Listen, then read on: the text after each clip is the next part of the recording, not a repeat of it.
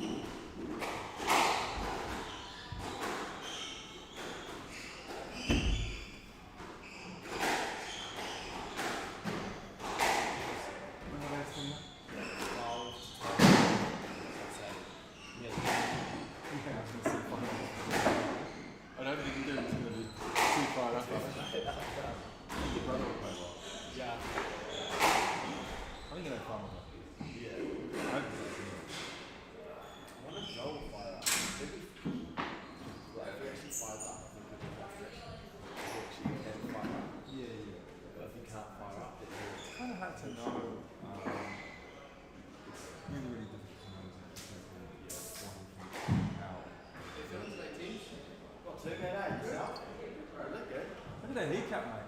Look at that leg on that lance. Yeah. Somebody told you today. Yeah, I mean, the thing is like, setting that last week was brutal. Yeah. And then like playing that training and all this stuff.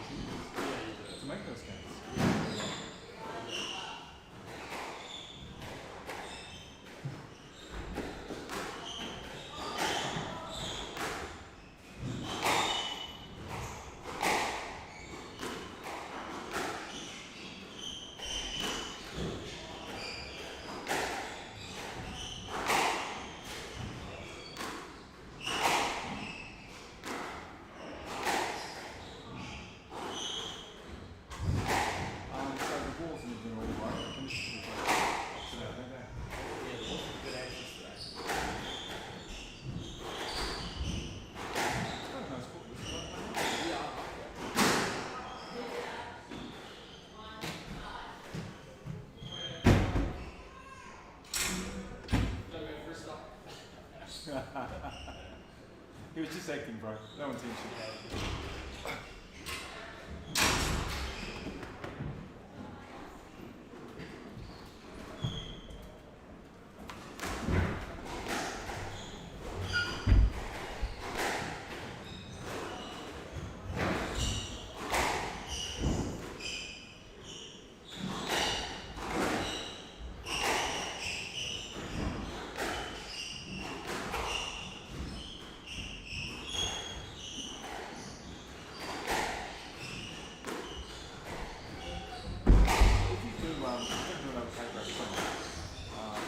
Which I think is a good idea. It's a work plan. Pretty much I'm going to try and coach him. I'm going to do the coaching. Yeah, I'm just going to use it.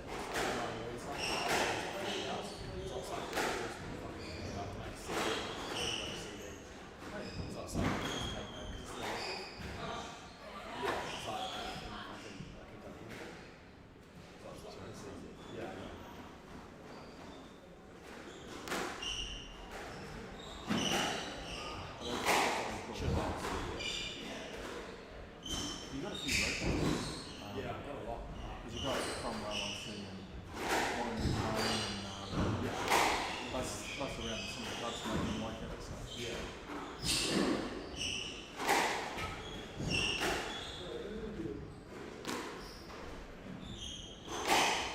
So does that come on? Yeah. Has he played for? He has, yeah. Yeah, it looked like he had. It's just the way he's red. Like you think? Yeah, Definitely shovel this.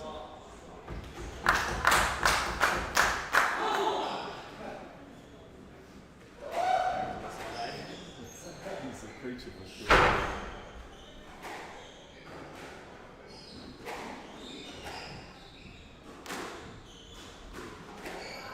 Yeah, sorry, you joined the joint. Yeah, sure. Yeah. That's what it is as well.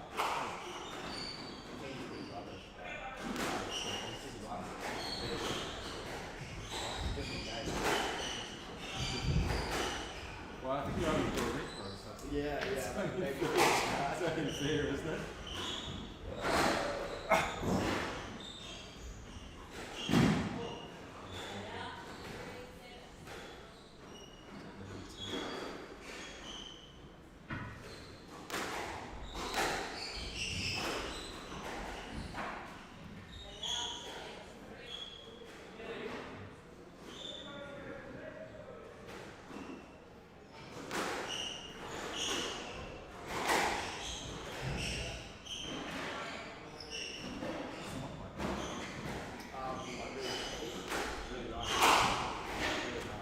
She been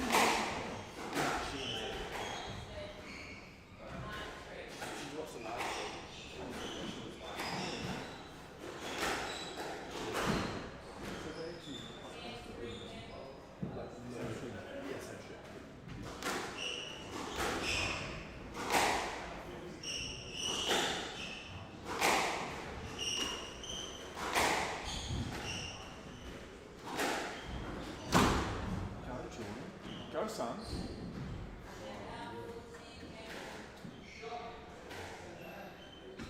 Oh, go, I've gone wrong there. Enough speed. Enough speed through the ball, son. I think that's all right. It's really sensitive, actually. Yeah.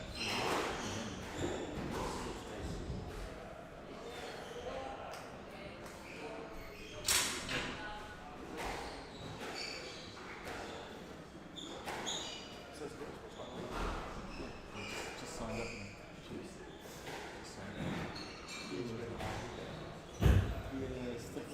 Still figuring it out.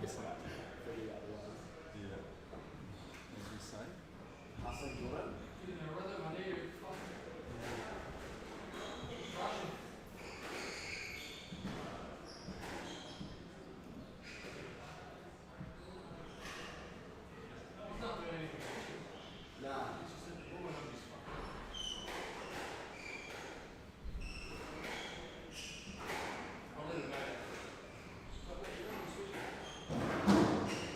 Stick your leg up, mate. Stick give it a get, man. I'll swing a couple of times.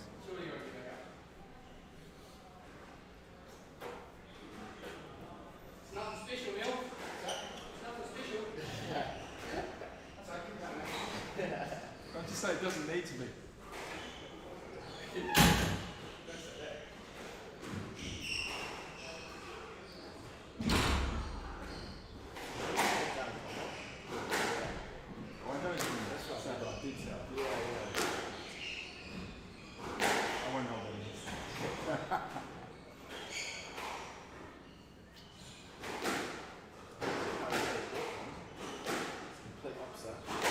Yeah, it is. But when you're in his age, is good time to be in the city.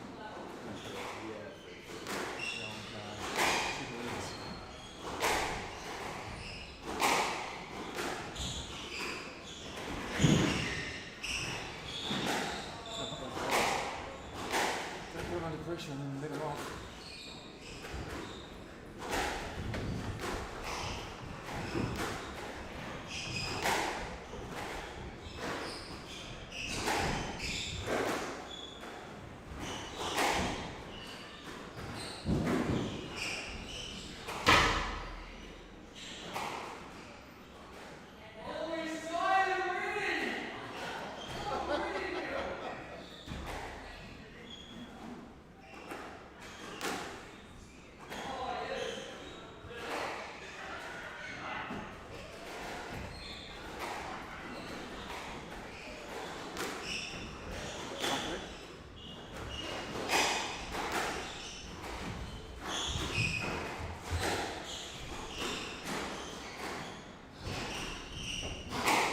Shot.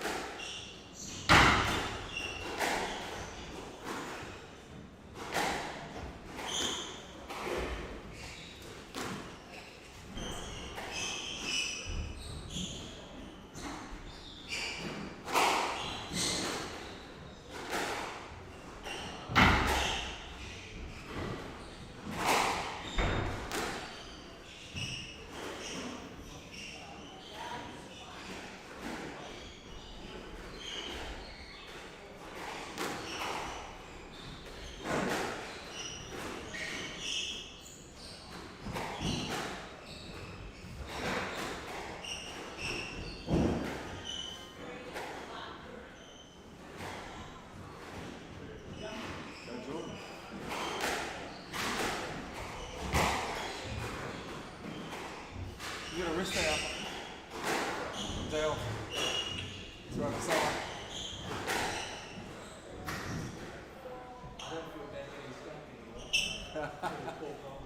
Oh yeah, two of them. Yeah, you saw that. Did you watch it? Wait, did he scoop him twice? Did he actually scoop him twice? That's because it's the circuit you really fight the day before, eh? Oh, and he lost a really close first. They got 3 all in the first. 9 all in the first. And 4 all in the first. Did he try? No, he played okay for a couple of weeks in the first. In the second game. Yeah. Then he got called in like arguable to lost out the class, so still fine. And then he kind of simply checked out things. And in the third game, we had same thing. And then thing was ankle. The last 4 points, he was intentionally down. So he was like, there's a lot of chat on social media about whether or not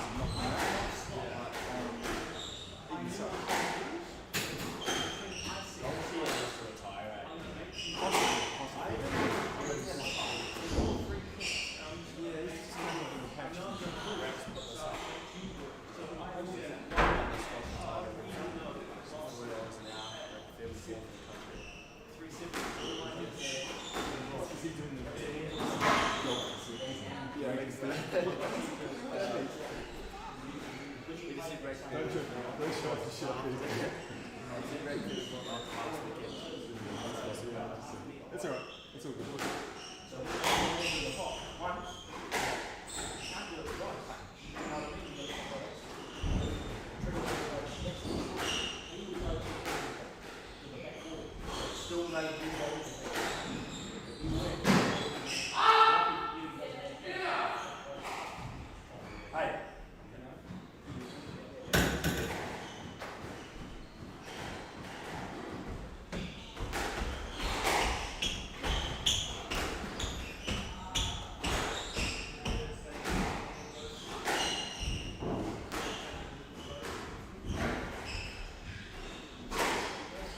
Shot.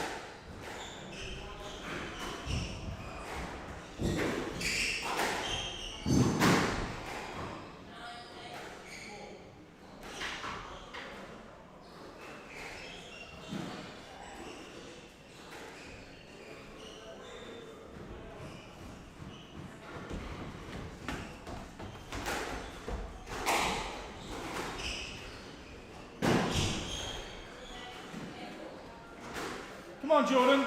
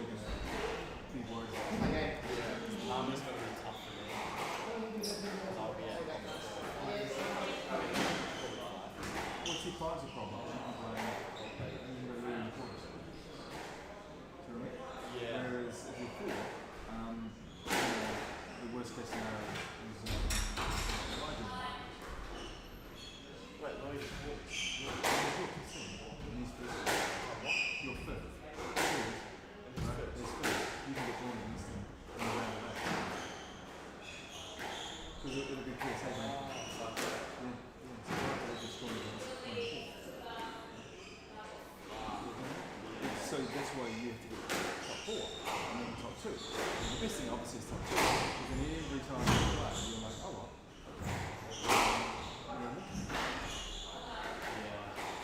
I'm getting good at easier, you know? So the prize is the left, that's the...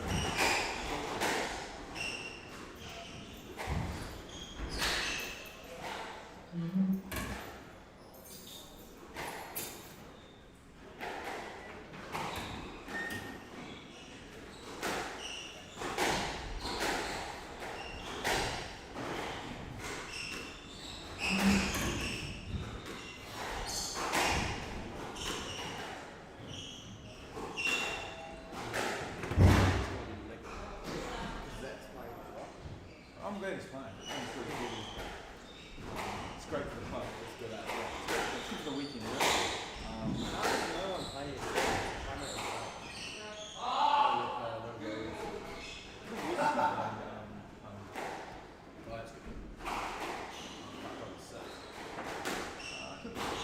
Like I said, it doesn't matter. You just sit in the games. You know?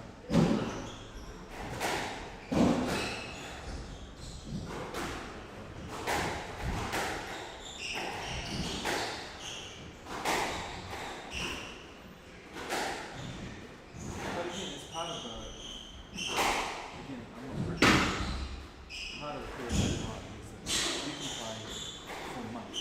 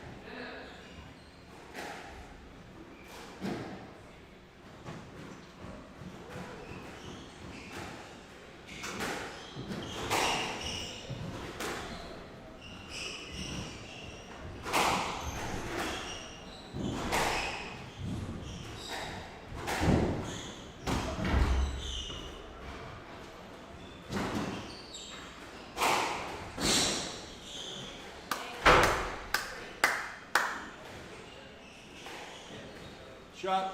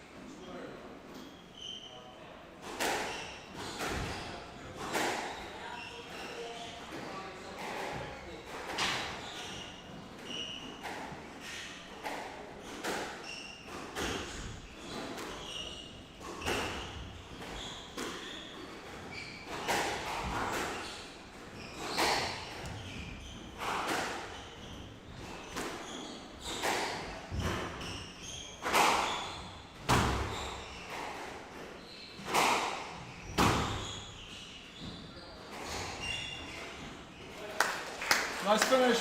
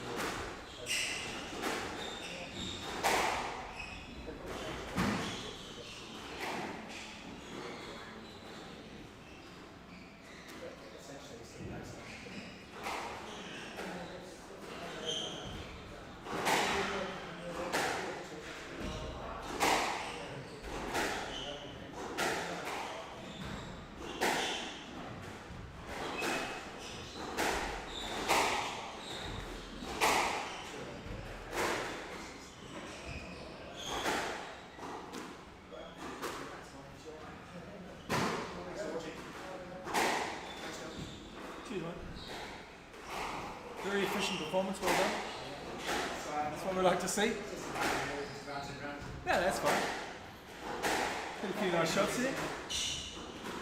He's quite effective here, so they like it. Yeah. He didn't really do much today. I still don't know what's on top of it. Yeah, no, I mean, without getting carried away, you sort of control where you're hitting it, you're reasonably accurate with your targets and stuff. It's alright. Must be the new rackets, eh? They must have.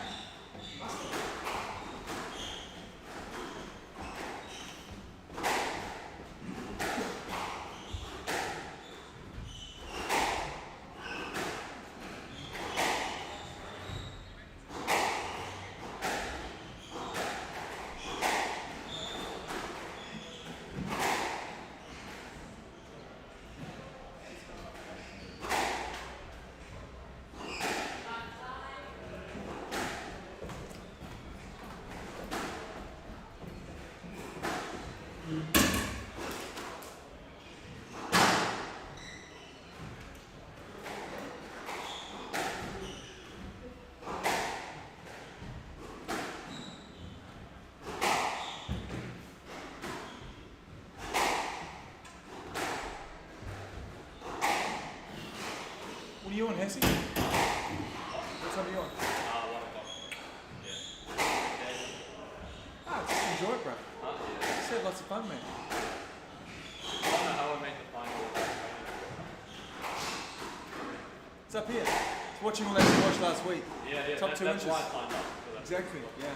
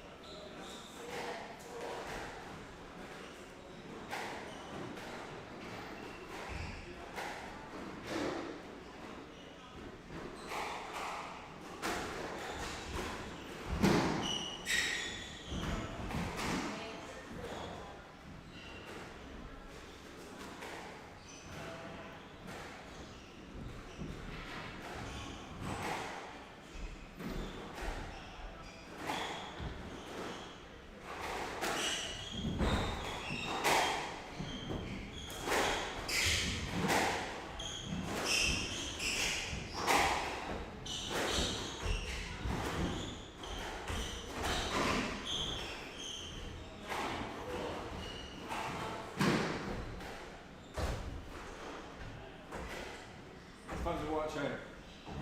When Leo's, you know, having fun, it's fun to watch.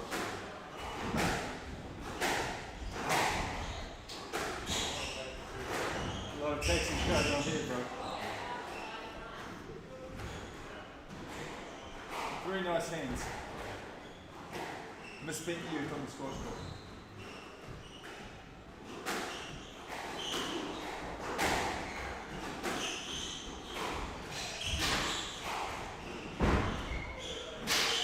Shot.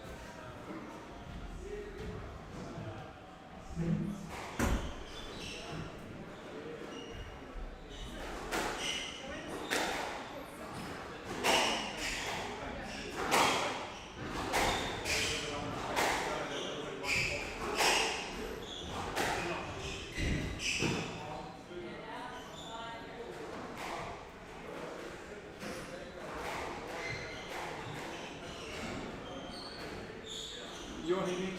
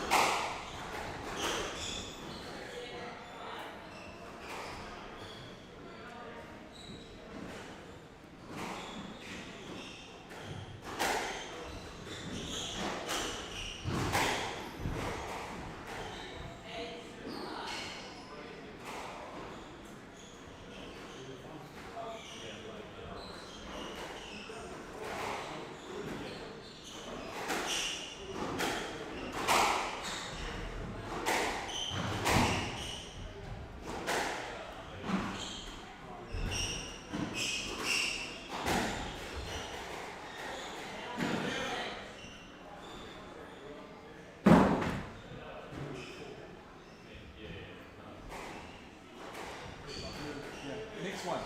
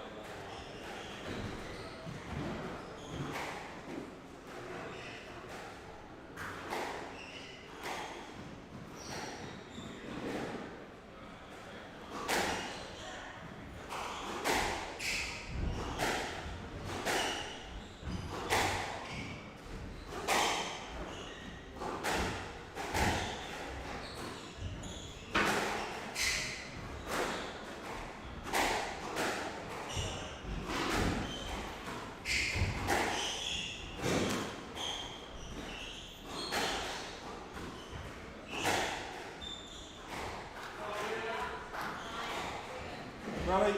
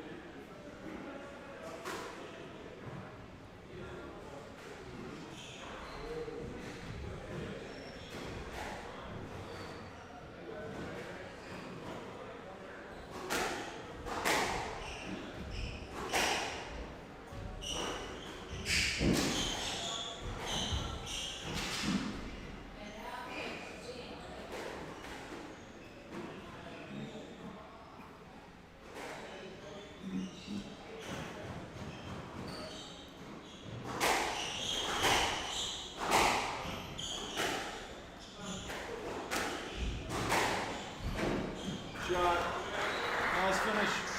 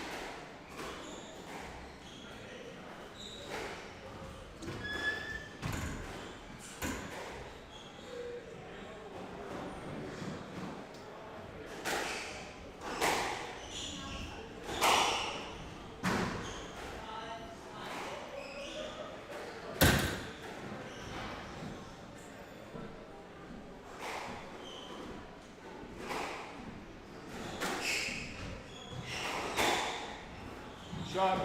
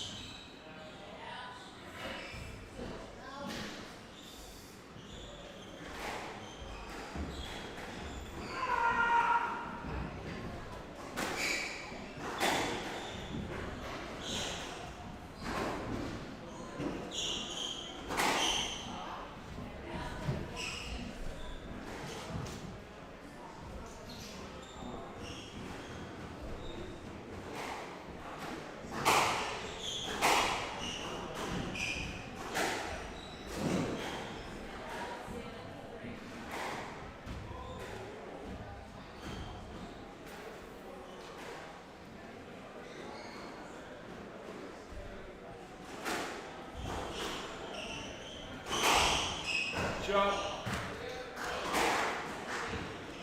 He cleans the floors. You can't see him anyway, mate. It's alright.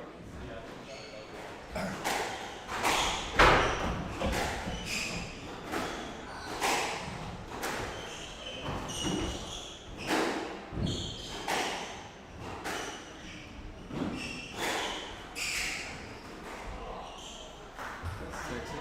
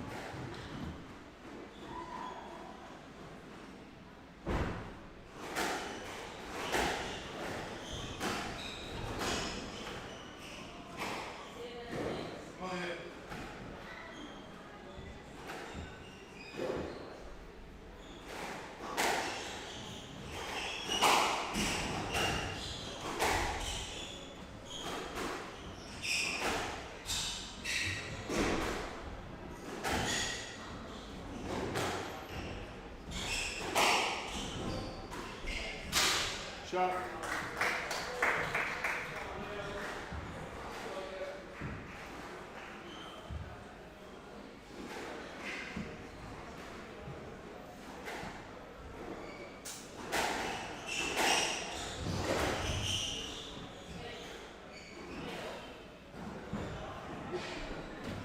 That's definitely a stroke.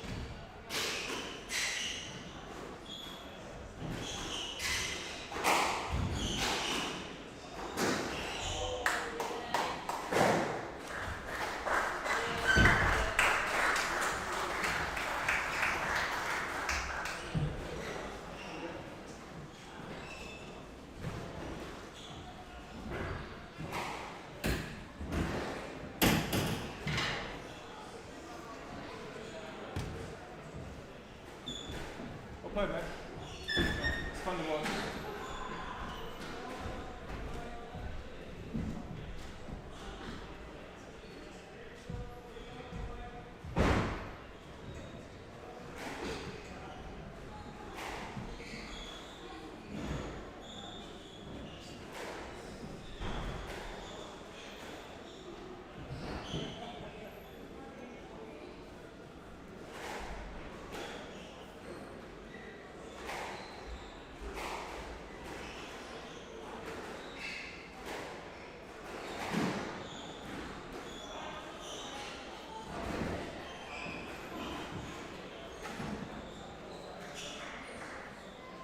Good rallies in there, bud. Good watch.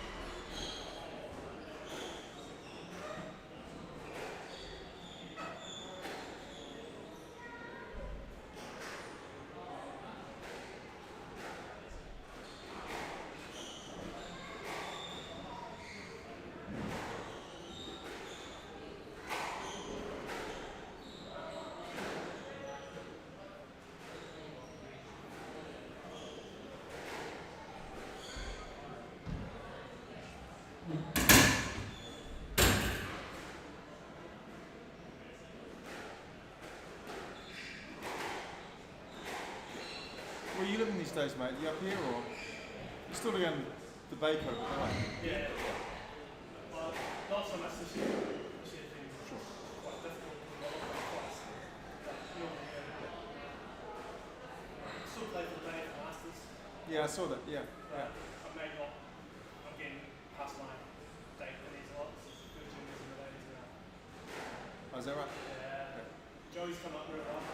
Yeah, he's improved, yeah. Yeah, so there'll be, I think there's only 2 behind him. Who's that? There's one from the mountain. He's a little dark, yeah, I can't remember his name.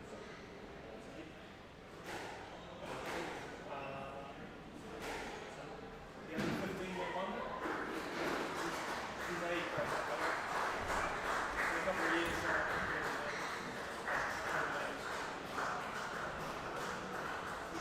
and he's 10th to 24th, so.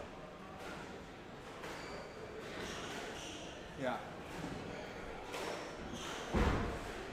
Yeah, Joe's doing alright. I'm just trying to think.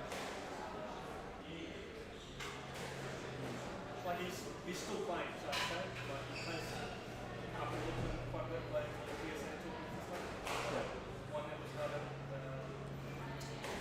Unity. Yeah. So he's still pushing hard. Yeah. Yeah. Yeah, no, he's had a good year. It's just gone up to, I mean, Joe just says he's just gone up to under 19. Makes it a bit harder, but yeah, no, he's played good games. He's dropped off now, but he was playing a lot before then. Yeah. funny setup down here, I have to say.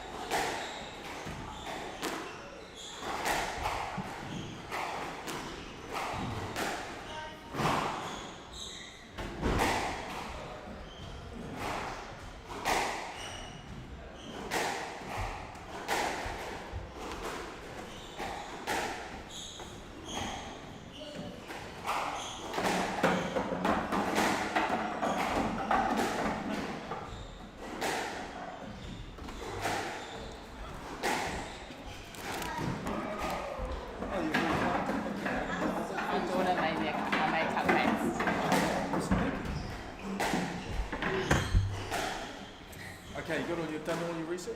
It's on.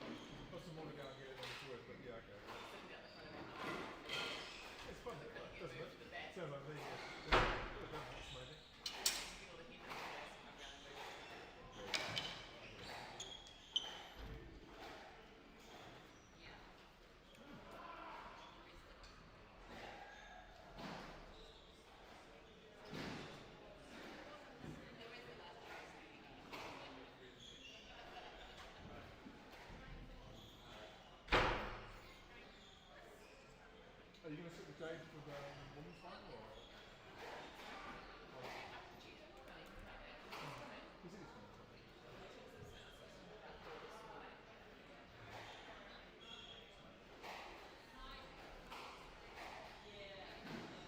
Did you watch it again? Paul, yeah.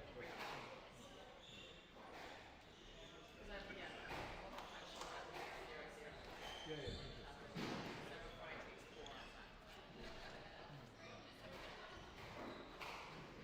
Very well. I mean, he's got a lot of confidence in him. He knows how to do it. Yeah, it was, yeah.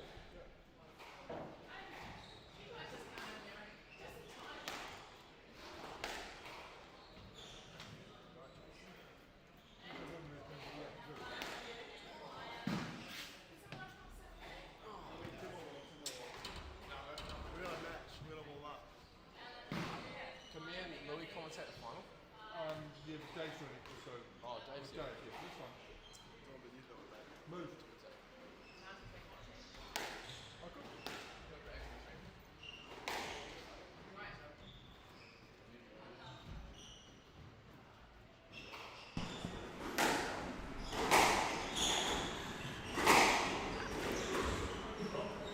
Oh, hi everyone, welcome to the finals day of the Henderson Open 2020.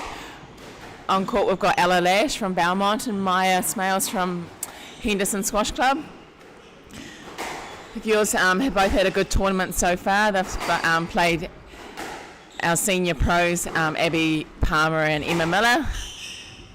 Now it's time for them to do battle out here today.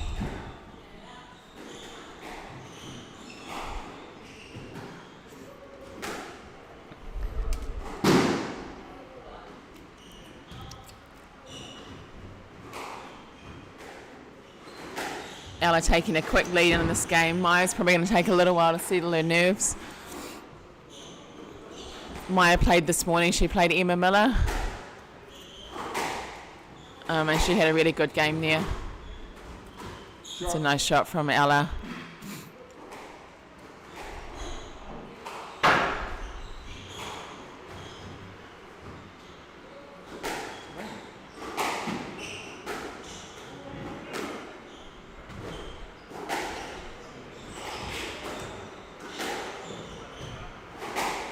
Good rally from the girls in that nick.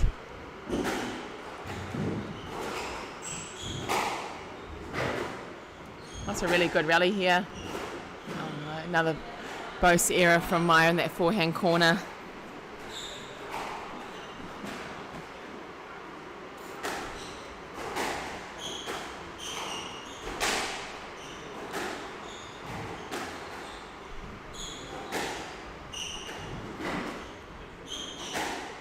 Another good rally here from the girls in all corners of the court. It'd be good if Maia can try and get in front a little bit. At the moment she's been at the back.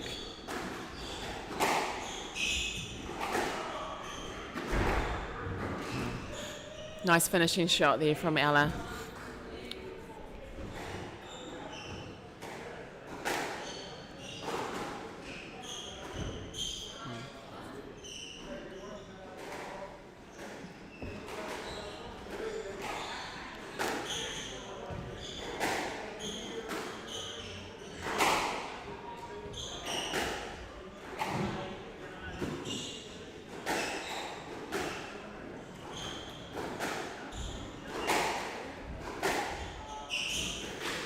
Girls been having some long rallies. Just Ella's the one that's been a little bit stronger finishing off the rallies. That's a good advice from Maia.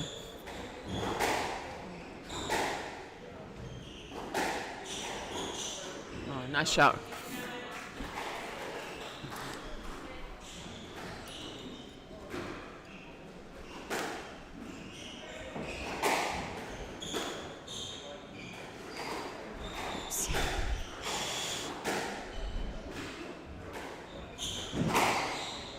Oh, nice shot.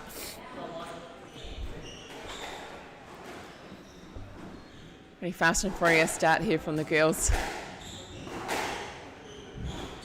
Another good length from Maia. We know Ella's going to keep on running down the balls as she's shown the past couple of days. Good game there. Ella leads 1-0.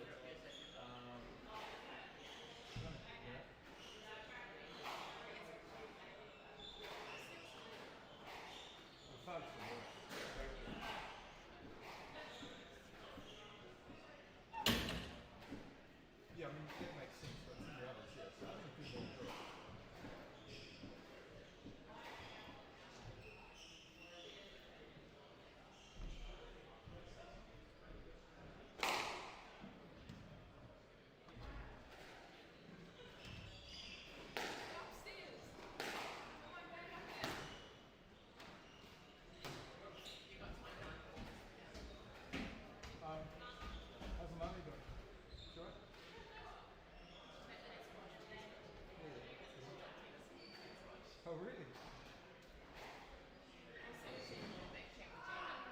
Yeah, it's 5 everything.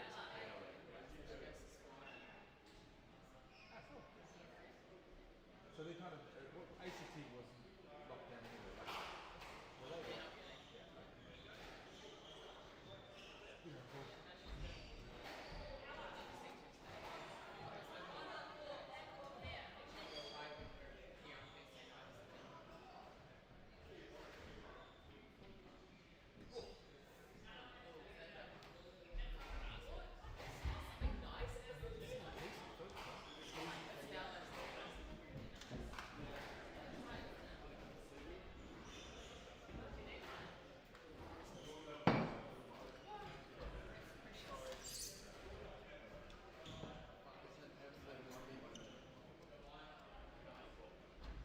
I should have realised, sorry.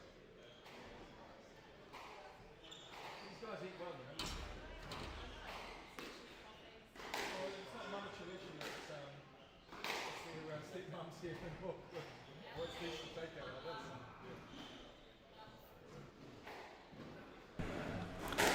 Hi everyone, we're back for the second game. Ella Lash and Maia Smales. Some really good rallies, long rallies in the first game. Ella was a little bit too strong, but Maia's doing well. It'd be nice if she kind of gets in front a little bit more if she can. Just give her a little bit more opportunities.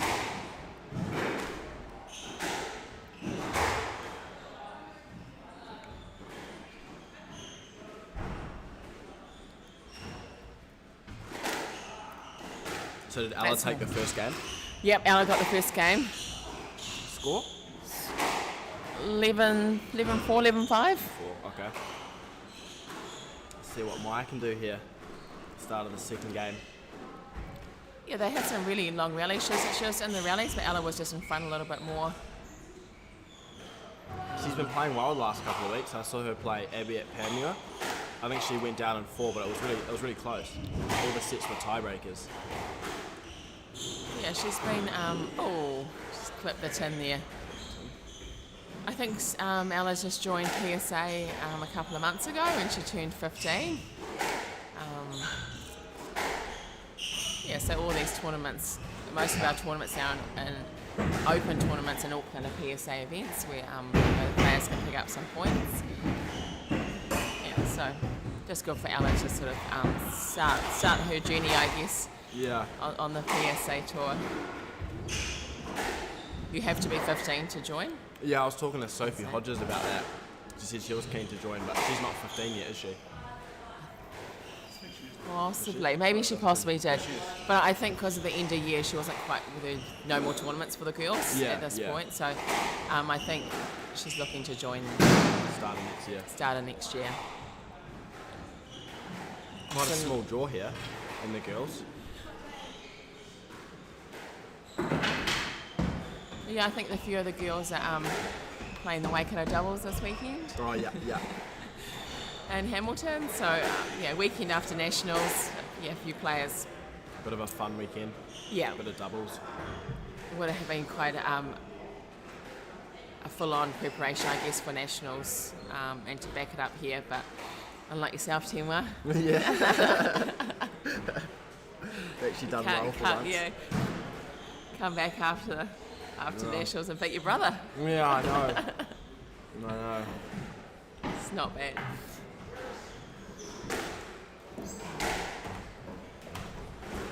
So is this technically third and fourth playoff? Yes, yeah. So they both lost? Yeah. They both played Emma and Abbie. Both had good games with the girls. Yeah. Good experience for them. Yeah, good experience for them, eh? Playing some of those older, wiser players, like Emma and Abbie. They've been playing a lot in finals, Emma and Abbie, recently. Yeah, they have. So National Squash Centre, we had PSA, then Pam Muir, Nationals. Everything, eh? Every tournament. Yeah. On the Pam Muir Open, Lana beat Abbie in the semi-finals. So that's right. Emma did play Lana in the final there. And then Nationals last weekend. And then in Henderson this weekend. So, yeah. Oh, good running there from Maia. She nearly got there.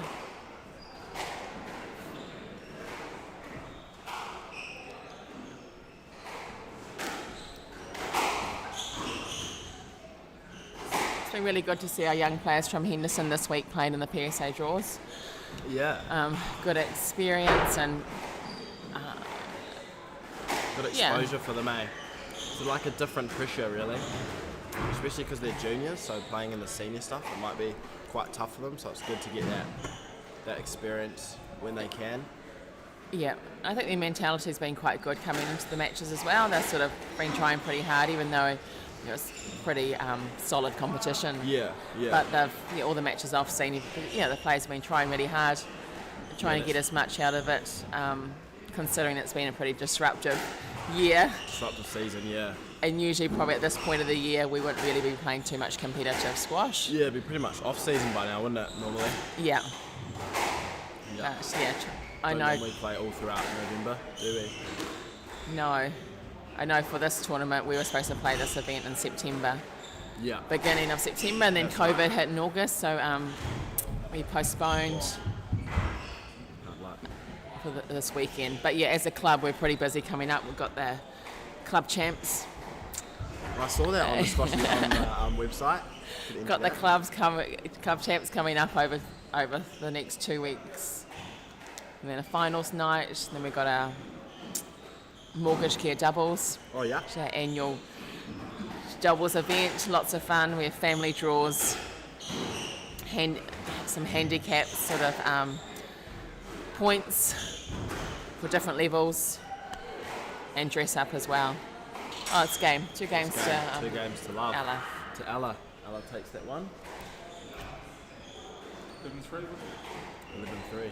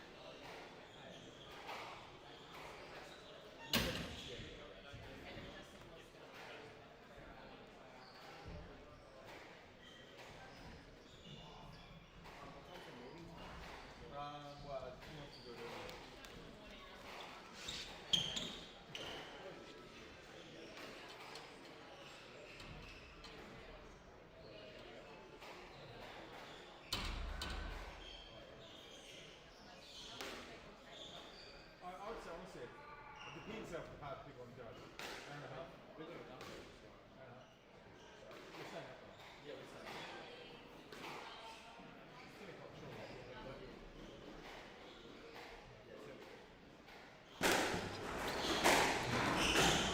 Game scores are 2-love to Ella.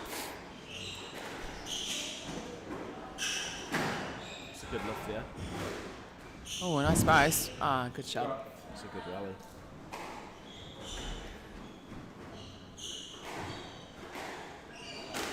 I've been impressed with Maia in this whole tournament, especially in this game.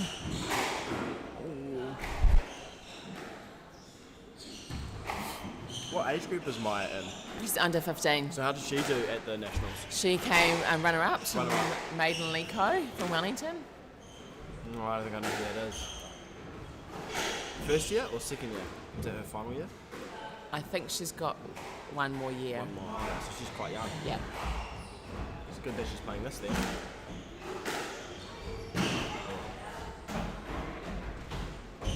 Yeah, she's been doing quite a bit of training. She trains with Brian Lloyd here. Yeah. At the club, they do a fitness session, women's fitness session here every Wednesday night at Henderson. Oh, nice shot. Good backhand straight kill there from Maia. Shot. Straight kills work quite well on this court, I noticed yesterday. It feels fast, but it feels like it dies quite a lot on this court. It's a bit funny. How did you find going back to the high tin after the low tin at Nationals? It's definitely a lot different. I feel like you can't really float your drops in like you would with a low tin. You kind of have to put a bit more cut on it to make sure it goes up. I was hitting a few And tins. then that pushes it back a little bit. Yeah, and that pushes it back a little bit. Yeah. So Only gets you into trouble a little bit more if it's not. if it's not, I was kind of going for Perfect. tight along the wall rather than anything else.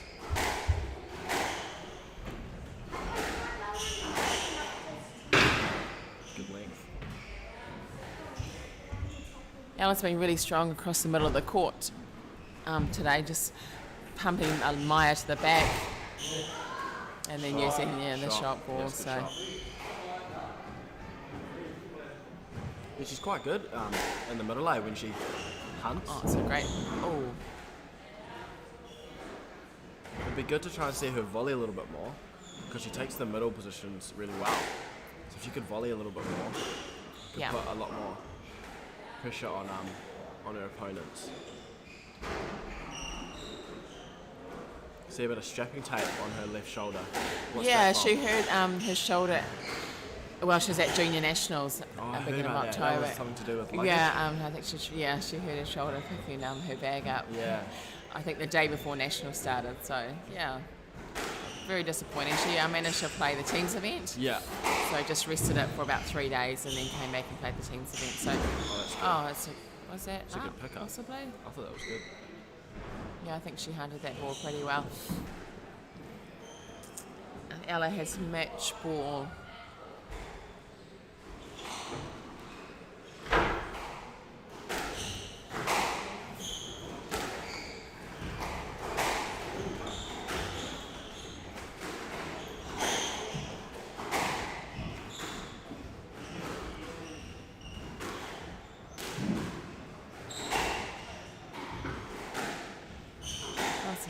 Another long rally.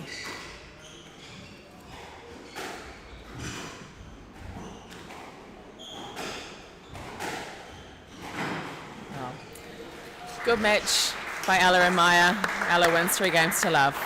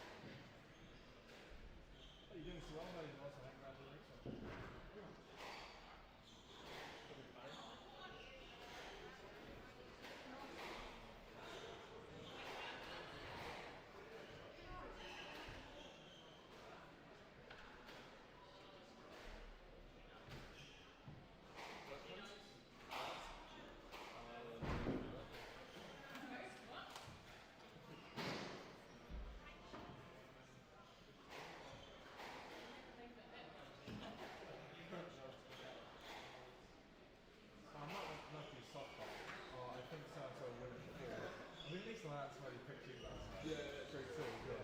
Joel was on. I think Louis and Paul was like, yeah.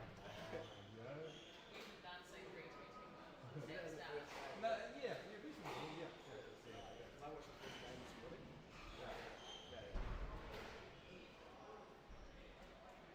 And Joel introduced him as local.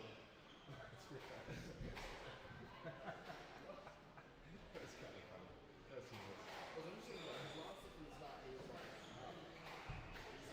thought that he was going to struggle just from come down from last week. Yeah. Like, he said, like, talk. Yeah, no, didn't you? It was good. Yeah, I listened to the sounds well. Yeah, I listened to the comments. Yeah, it's in it. Oh yeah, no, so, yeah, heavens a lot.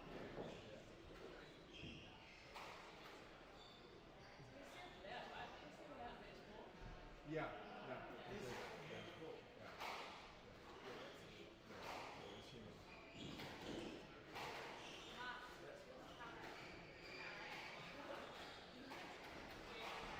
He was running so well this season.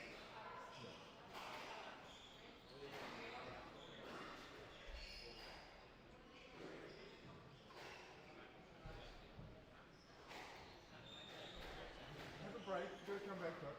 Back in 20 minutes. No, Lwamba and Joel. I missed Aiken, but Dave is being grab, but otherwise you're up with the breathing, dependent.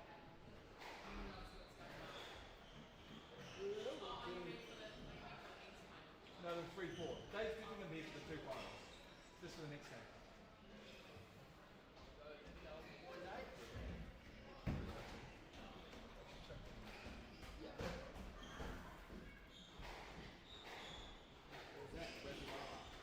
No, it was a muffin from the show. I'm getting sport down here, bro. Absolutely.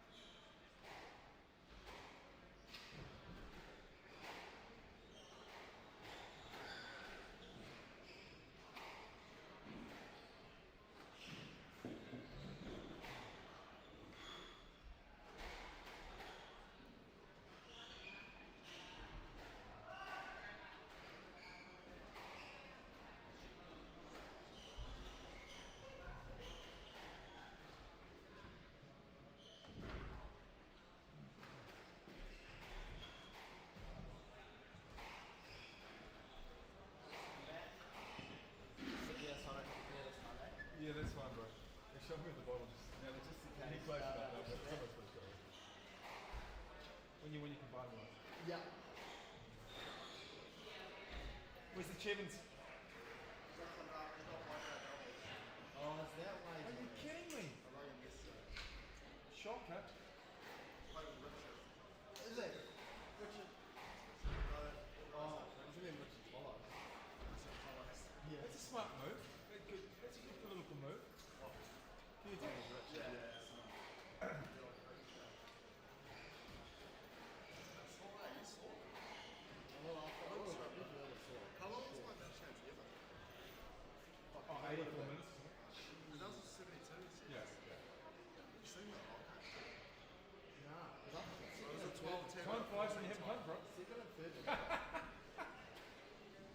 Surely some humour today. Just pound it today, bro. Let's have fun. Both of you guys. Joel goes Let's up. Sorry? Joel goes, should we have a bet between games? Plenty of time afterwards, son. Plenty of time afterwards. I'm just going to shoot today. I'm going to make him fucking do that. Make them do it. He'll get it. I apologise in advance. Tell them to get used to picking up a rolling ball.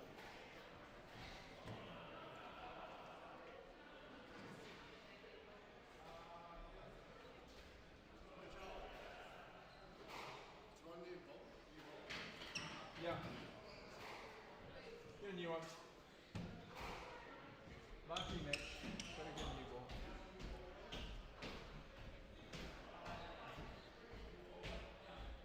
Thoughts and words, right?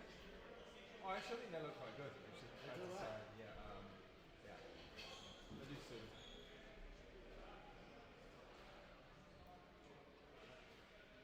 I'm not a huge fan of it, like so. Neither, but at least I'm not a huge fan.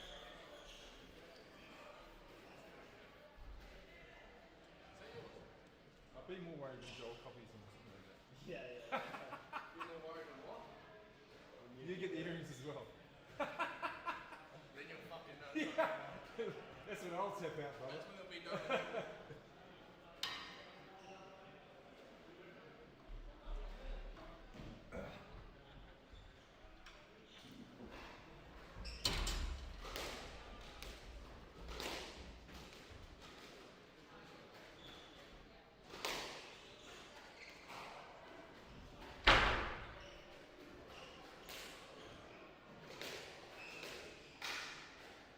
Actually, who's Francis? Good question. You're asking the wrong person.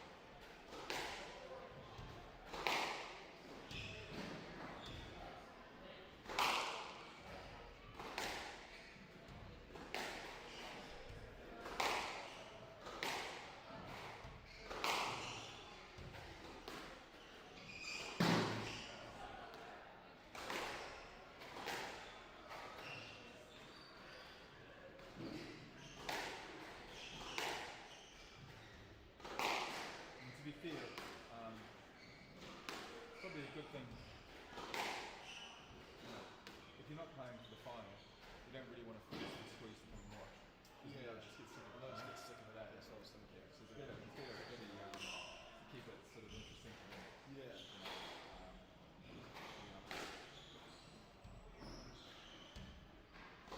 Or you make the final and then things goes to the dentist. You know, some things can't be helped.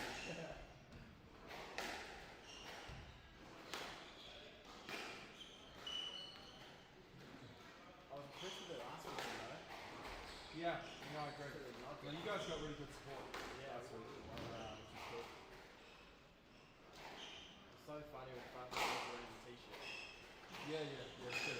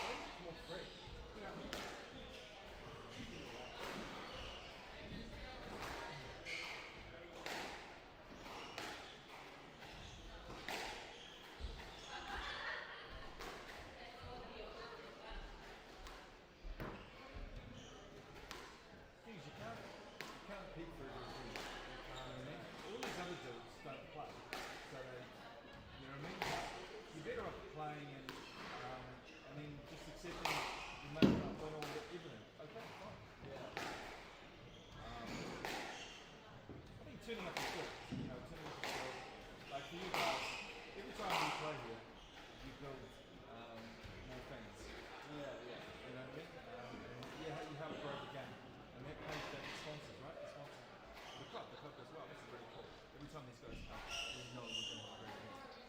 You know what I mean? And that's gold for this guy.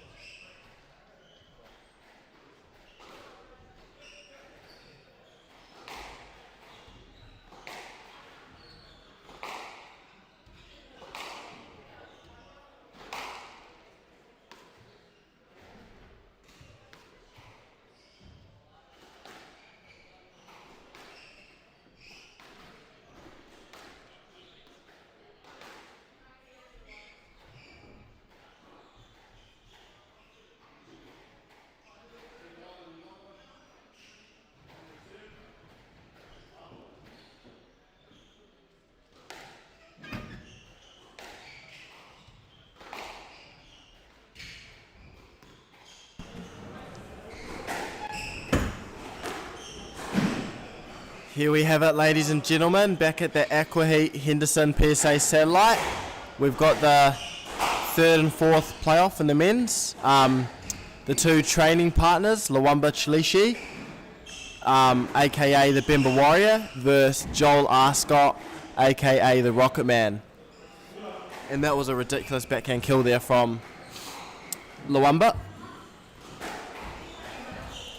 I think both of them getting knocked out yesterday, they'll just look to really enjoy this match, have a bit of fun, and yeah, it'll be good to see what they can do.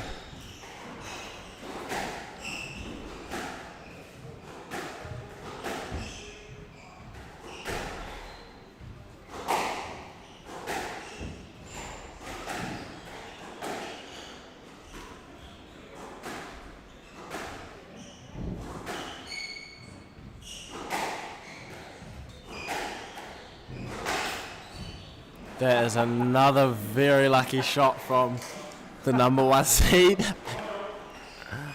few laughs on court there. Louis actually off to a good start. Hunting well. Decent length. Shooting a lot as well.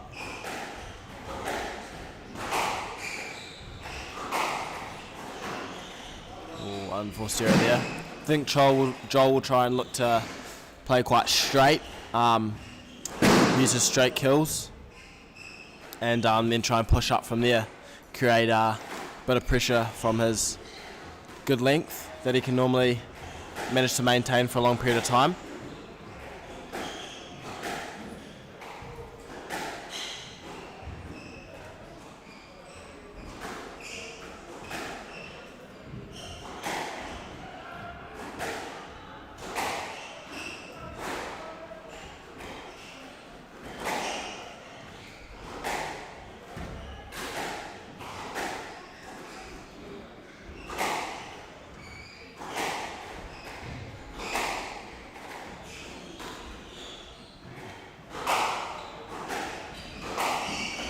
Louis really pushing up on the volley there, creating some good pressure.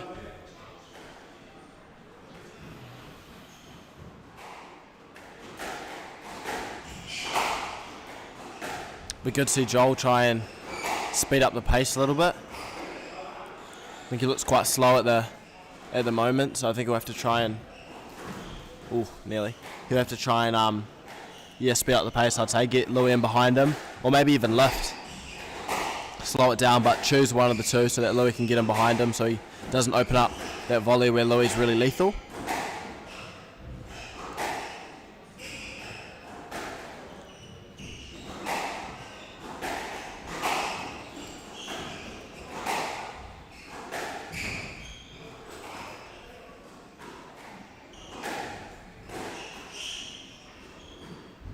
Oh, it's a great shot there. See that, bro? Thoughts? Yeah. Just thinking about it.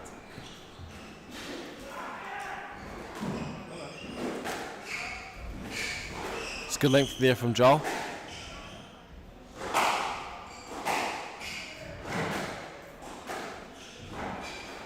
It's a good rally from Joel, this one.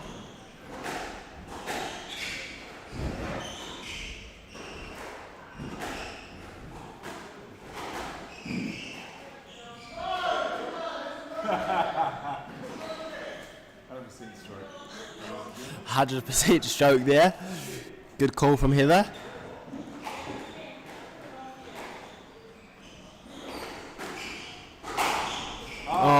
And he slots it. And Lwamba gets that first game 11-1. So Lwamba leads 1 game to love.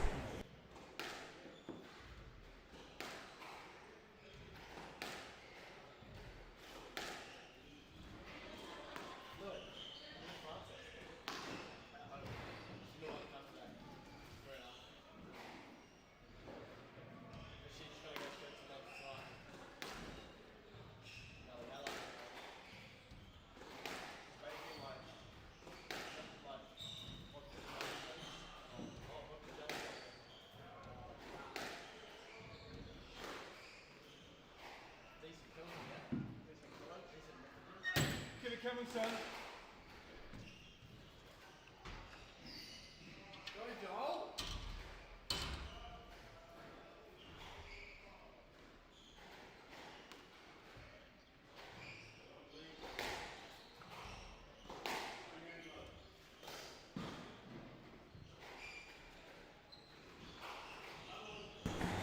And for those of you who have just joined, we're back with the second game of the 3rd and 4th playoff between Joel Arscott in the red and Lwamba Chileshe in the white. Coming into this tournament, both are 1 and 2 seeds, so great players. Louis had a really good start at this match, so I think Joel's going to have to try and find a way to really get back in and find a way to put a bit of pressure on Louis.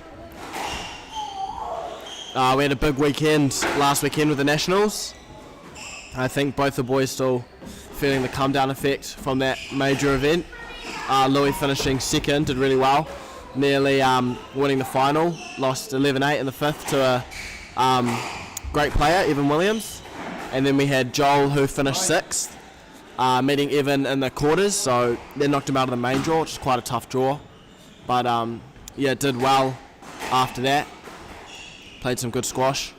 So he's had some battles. I think his body's a bit battered, so I think he'll be feeling the effects of that in this match.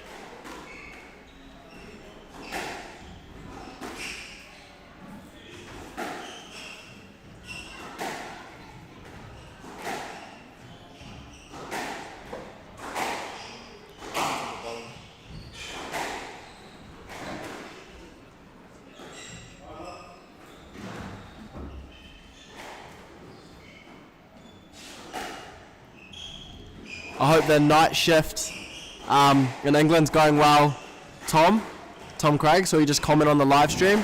Good to have you tuned in. Shooting. Hope you enjoy the match.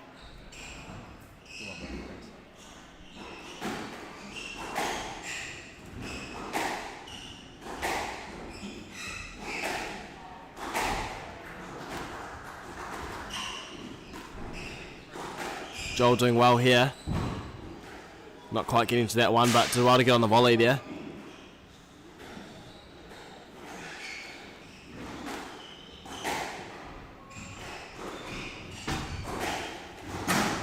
Ooh.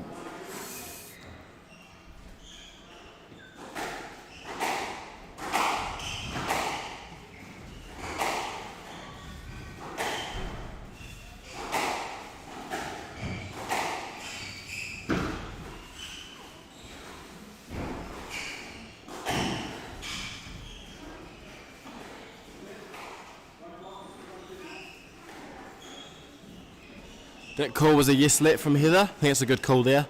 Ball's a bit past Louis, but bit of poor effort to clear there from Joel, so I think a simple yes let is the right answer. I think it was the shot quality was just good enough.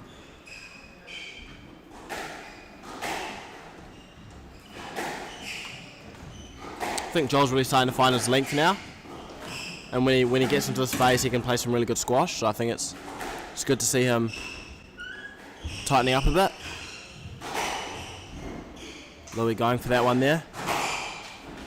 And that's a good rally from Joel.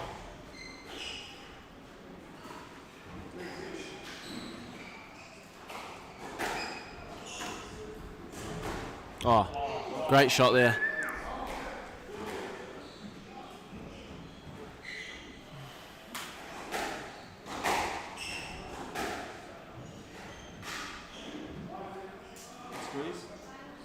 Good squeeze on the backhand. Joel likes his backhand.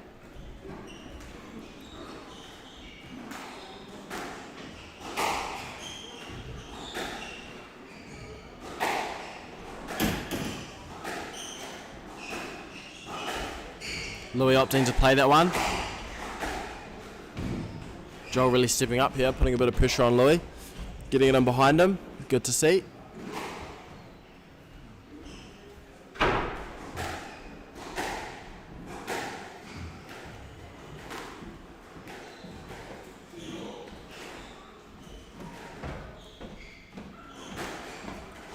Joel coming back from 7-3 down to bring it back to 7-0. It's a juicy stage in the second game. Louis doing a few nice lifts there.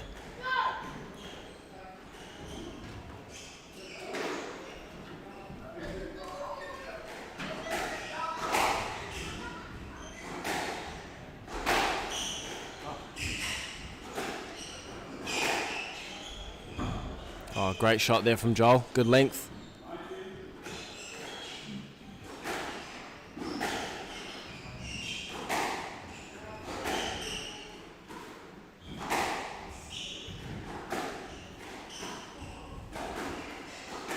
Oh, and that's a great shot. Took it on with a backhand volley drop and then finished it off with a backhand nick.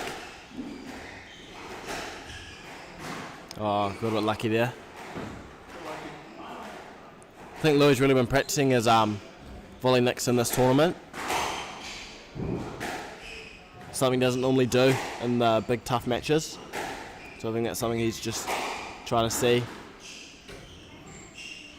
Get a feel for, see how it goes in this tournament.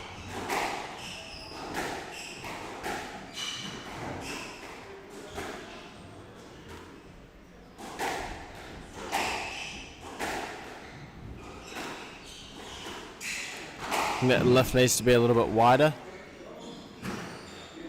Just putting it on Joel's racket there.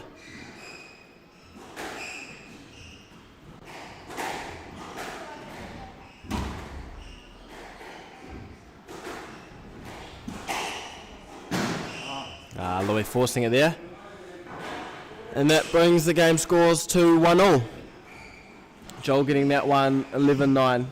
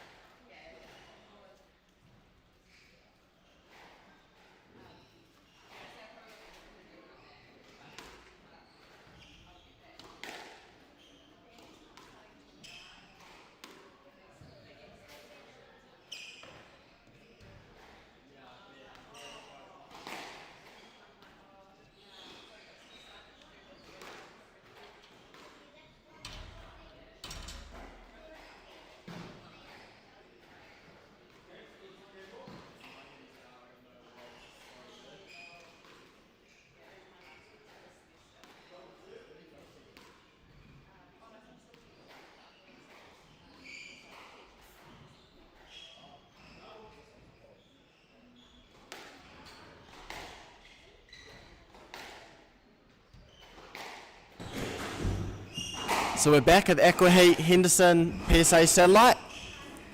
Louis getting the first point on the board in this third game. Those of you who have just joined, the game score is 1-0. Louis sneaking the first one and Joel getting that last one 11-9. So looks like it's going to be some good squash coming up.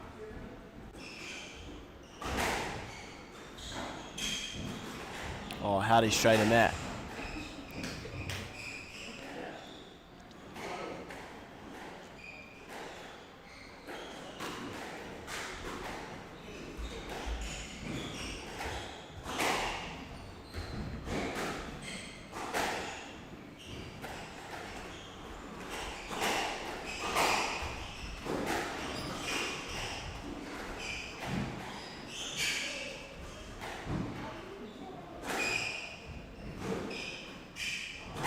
Good court coverage there from Louis.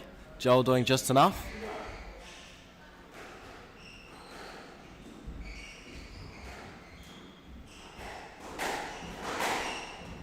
And he's just put that serve on Louis' racket. So we've seen Louis going for those nicks now whenever he can. Joel taking the ball in well short in this game. Which is quite interesting. Keeping it nice and tight. Oh, that's another one. That's a joke. You're getting jealous of that? Yeah, that's a scandal. Another good shot from Louis. Joel not liking that one at all. He's gone for it himself. Here's quite a fast-paced rally here. Oh, I think that's too good. Ooh, that's lucky. It's very lucky, I think. What the? Got hold punch there, but getting a lucky lead, I think. Oh, and he's dumped it in the tin.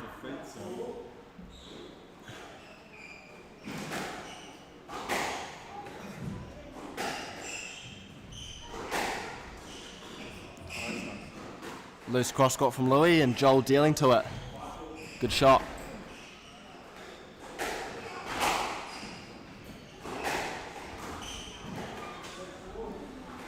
Louis forcing it a bit here, I think. Joel just comfortably playing length. Oh, interesting serve.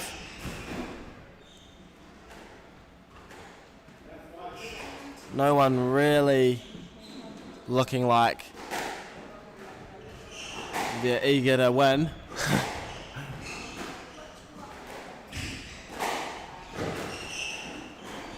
Both happy to just bunt it around for now. Oh, it's a great shot. It's a good pick up though. I think we're getting to the business end of the game, so next few rallies will be quite tough, quite fast paced. I think Louis will try and open up the court a bit and play as fast as possible.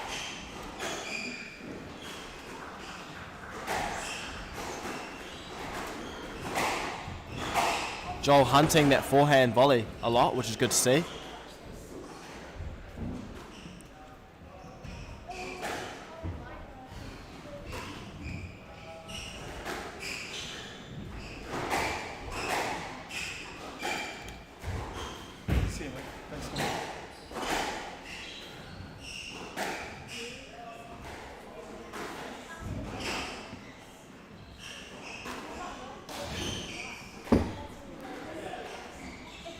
It's a good lift there from Joel.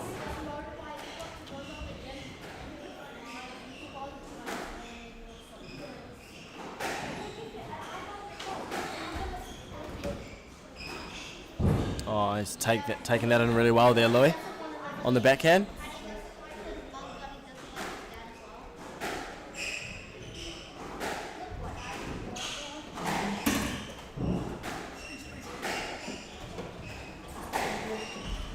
Great drive there from Joel. Louis just getting that one back, managing to straighten it.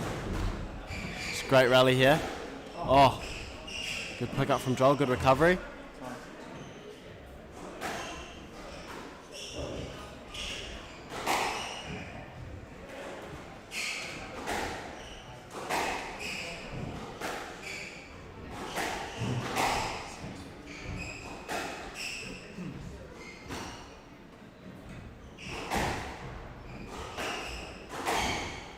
Joel's looking like he's really finding his length now. It's good seeing him hunt that forehand volley again. Nice testing rally here.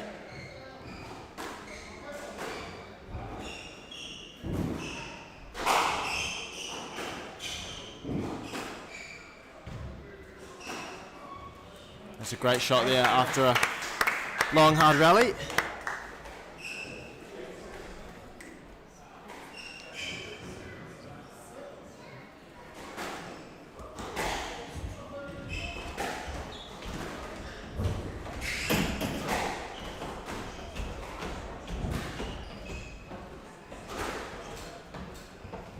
And now we're joined by Dave, who's made an appearance in this third game. Good to have you here, Dave. Thanks, Tim. And I understand this is your warm-up for the final by talking about, well, your brother and John. The two training partners. Nothing I like more. I take that as honestly. So your match yesterday, just tell me a quick bit about that. I only saw a few minutes, but it sounds pretty enthralling. Yeah, we had a bit of a battle yesterday. It was a 72-minute match. First time I've beaten Louis in like 3 years. Really? So yeah, that was cool to win for once. I think he's sort of come down from last weekend's nationals. He had a huge weekend. Well, you guys didn't do too bad, the two of you. What was it, second and third, if you want to put it that way? Second and third, yeah. And we do both have did the quite well. women's winner sitting very close by as well. Yeah, I saw a wee grin there. Not quite as good as Emma, but we tried. She's just grinning right now.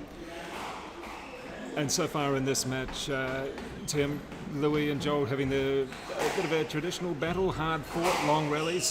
Joel's always going to get everything back. Yeah, it's been quite interesting. They're both really opening up the court quite a lot more than they usually would. I think, other than the last two errors from Joel, he's had a really solid game. Really giving Louis a good run for his money. Oh, it's a great topspin. That's a great shot.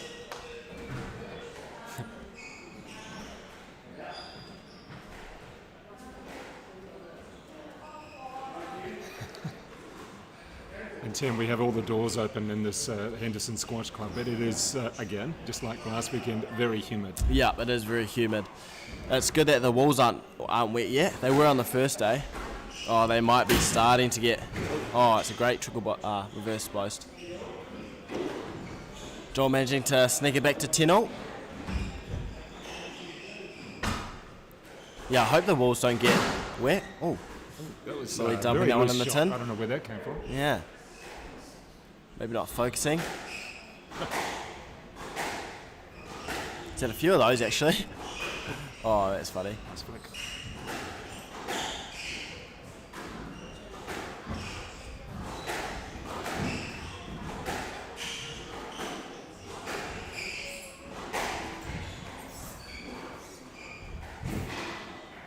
Great shot there from Joel. That concludes the third game. Joel winning that one 12-10. So the game score is 2-1.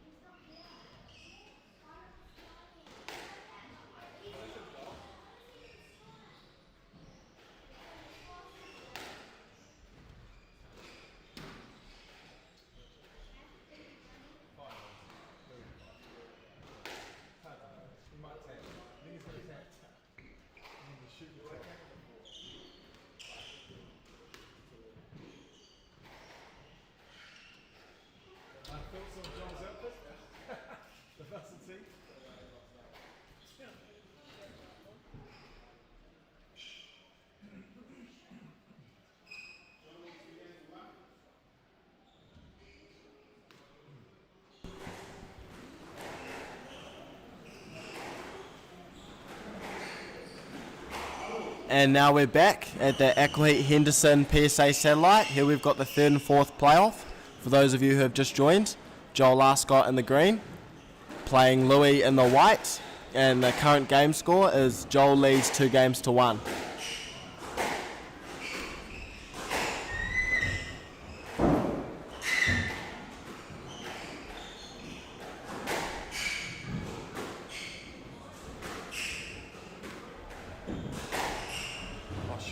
Oh, that's a great fan there from Joel. You can see there the step and then the almost step. Lwamba wasn't too sure whether he was going to quite get there with one step and then had to take two and didn't quite make it in the end. Yeah. So, Tim, you guys, the three of you in particular, Joel, Lwamba and yourself, you're not all sick of each other yet because, I mean, seriously, you've lived with each other, you train with each other, play against each other. Surely you must be thinking, go away. Yeah, at times, for sure. Recently, not too much, just because we've been so busy with squash tournaments. We've been really close, training really hard. But yeah, at times for sure. Well, that's the second time in the last few points almost that we've seen Lwamba get a little bit too close to the ball. Yeah. Perhaps a little bit of tiredness or fatigue coming in. Yeah, I think you're right.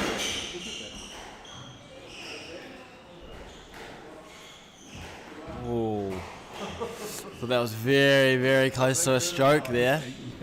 I actually thought Joel picked that one up. Do you think he got that one, Dave? Well, I think it was actually. I thought he got was that about up. to pick it up. It's just whether or not where was he going to go? Straight down the wall, maybe he might have been okay. Yeah. But it was Doing potentially well to dangerous. squeeze that one.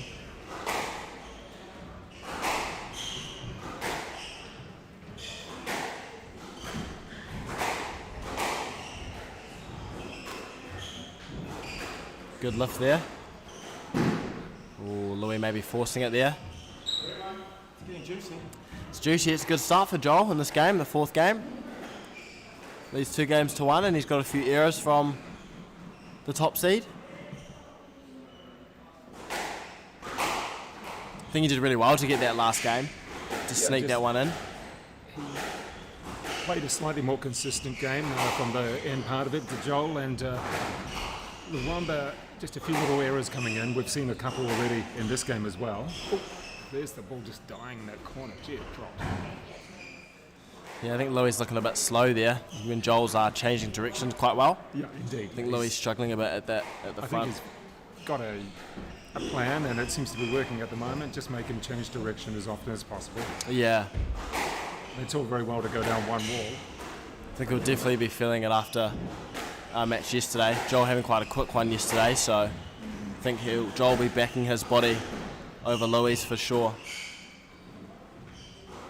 And perhaps people don't realise just how much mental energy is used in a final for the New Zealand title. Yeah, no. We saw last week as well. That's going to take a lot out of a person, physically and mentally as well. Yeah, for sure. Take a lot out of him. He actually did really well to get through some of the low-ranked players quite quickly. Yes. But even then, it's a lot of brain power, a lot of mental power that you have to use to get through those matches. The stress of playing for a title, such an important title as well. Nice recovery from Joel. Yeah, it's huge. Especially when that's what you've been training to peak for 3 times. for months and months, Oh, Joel may be forcing that one there, but I think he did really well to recover in that rally. Yeah. I think maybe he should have just gone to reset that one, maybe chucked up a lob.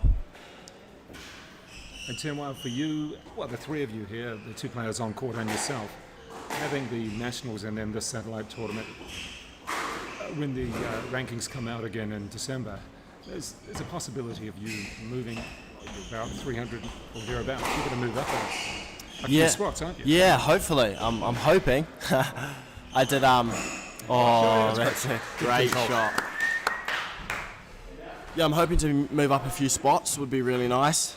Hard to know with what's happening around the world at the moment with all the satellites and tournaments and stuff. But even though finishing third and then also final Yeah. of this tournament. That should move you, if you're 300, let's use that for example, that could move you up about 50 spots maybe? I think I'm about 300 and early 300s right now, so I think I'll actually be top 300 Yeah, well, that's great. come December. So yeah, that's really cool for me. Yeah, it'd be nice to get out of that 300s bracket, but in there like, oh yeah. So Well, it's those little steps, isn't it? yeah, it's those little steps. Yeah. Oh, that's better play from Lwamba. So a little bit of a comeback, last couple of points for Lwamba.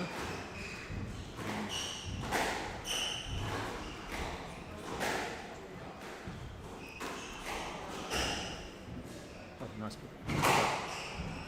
Yeah, it's a good shot, good positive shot there Yeah, it's a from good Lwamba, shot. controlling the point and able to pick and choose where he went with that forehand.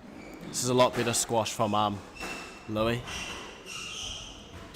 But I do think Joel's level has slightly dropped in these last couple of points. So if he can lift it up to how he started in this game, Yeah, could even sneak this one. Louis doing that a lot this match. It's about the 5th time. it's about 2 or 3 times we've seen that one come straight back at him. Yeah. Both sides as well, actually, backhand and forehand.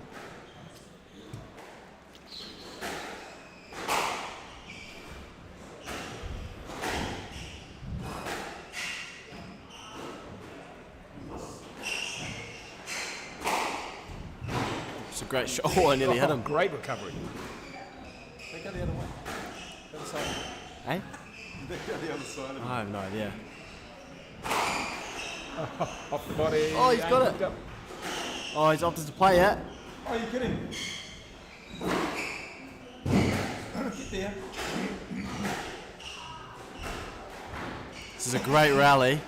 Oh, great change of direction. Both of them doing a lot of work in this point.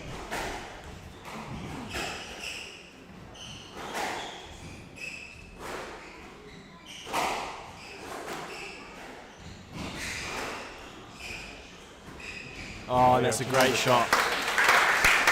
He really had to stretch, dive as well, and do everything to get back in the rally. And then, wow, that was certainly the best rally I've seen so far. Yeah, definitely. I think it's Louis opting to play that one, which was quite cool. Yeah, Quite cool to see. Joel did really well to recover. I think he was quite impressed with the dive. Yeah, I think he was just like, you know what? That was good enough. Great dive, let's keep going. Impress me with your dive and we'll carry on. Yeah.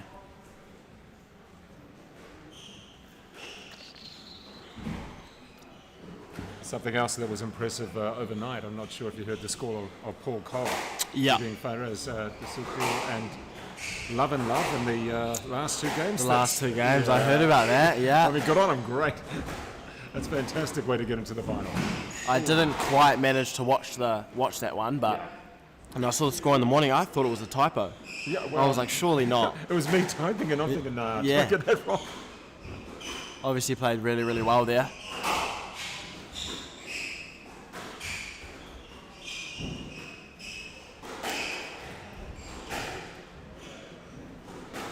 Also did really well to get through Marwin Yeah. in the quarterfinals. That was a huge, huge victory for Paul. He's ranked 6th in the world, or very close now, and Yeah. beat Paul last time they played. Yeah. And he had a big 5-setter with Greg Marsh the day before as well. So did really well to get his body in shape for that one. Did that hit the seam Hit the neck. between the wall and the floor? Looks really, really humid out there. See Louis' legs sweating. Don't normally see that.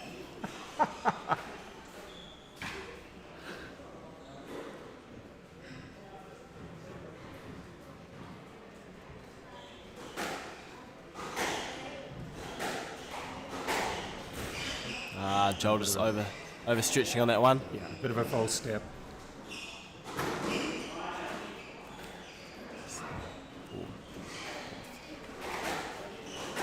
Oh, great shot.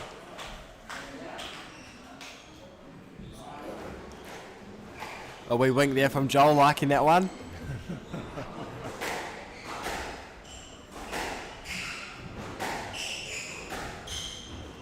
It's good to see him really stepping up. Looks like he's controlling the pace right now, especially on that forehand volley. doing really well. A lot better than his match yesterday anyway. And Temwa, it's so good to see a lot of people here on what is pretty much a fine weekend in Auckland as well. So a lot of people here at the club, Henderson Squash Club, putting on a great show. Yeah, it's awesome to have a big crowd.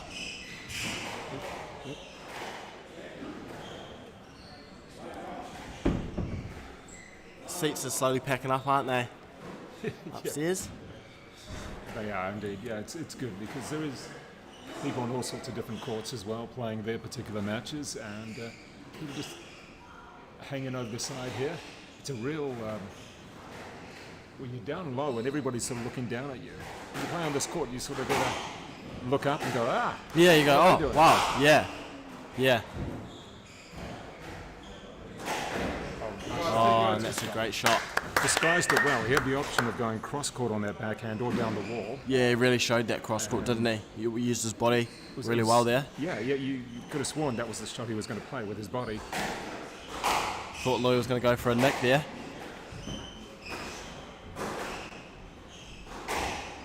Oh, it's a great shot. That's a very good flat.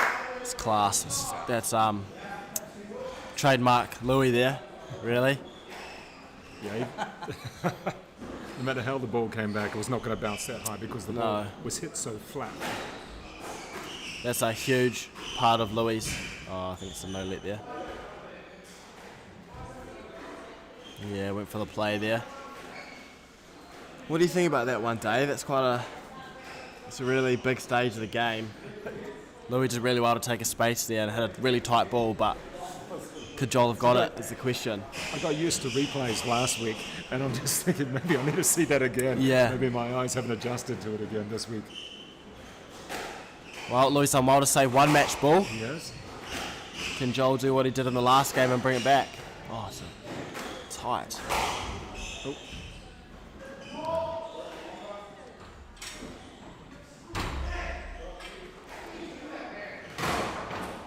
Joel a bit frustrated there. And that concludes the fourth game. Game scores 2-2. It wouldn't be a match between these two or with yourself involved as well if it didn't go to 5. Exactly. Second 5-setter for Louis, so stay tuned to watch the fifth game. I mean, first one was a lick, but you pushed into him. You got to at least try a little bit. No, I know, but I'm just telling you. I'm just giving you feedback. Second one was a stroke. The line, it was a lick because the line was through him, but you've got to show a little bit of effort in front or behind. I'm just telling you, bro, because it looks like you're pushing into him. Well, obviously, because the line's through now. I'm just saying. Think about it. I'm telling you that's how we're going to look at it.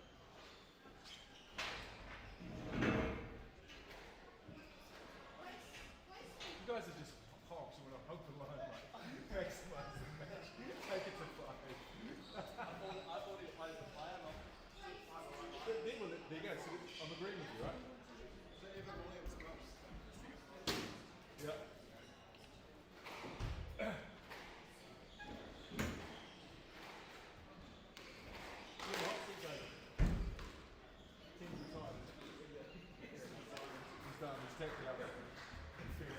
I went too close.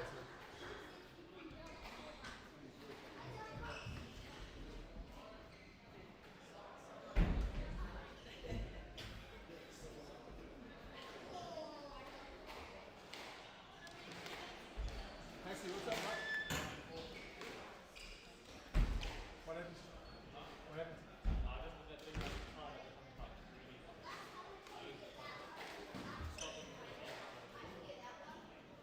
Pass it. Give it a pass. That's all right. You can play for a while. Good tournament, mate. Good tournament. Yeah. Take the good out of it, right?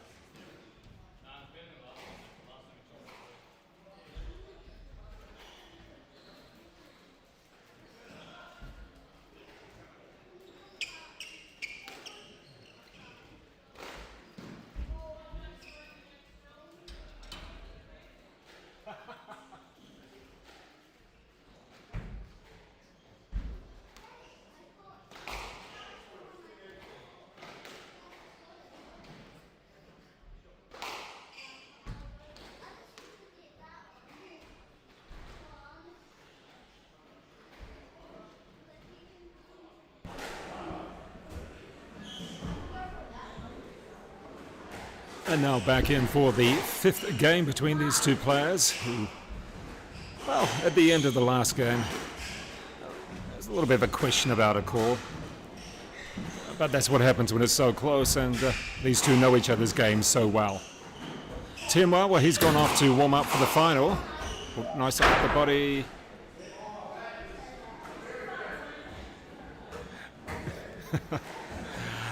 And you can judge for yourself on that one. These guys friends or what? It's hard to tell, isn't it? Exactly.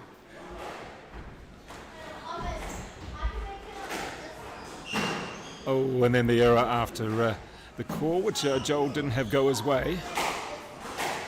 Well, certainly the 4th game was very entertaining. Some great recovery and great coverage from both players. All over the head. Oh, nice post. And, oh. I think that is the shot that Joel would love to play again. Certainly a lot better than that one. It was there for the taking.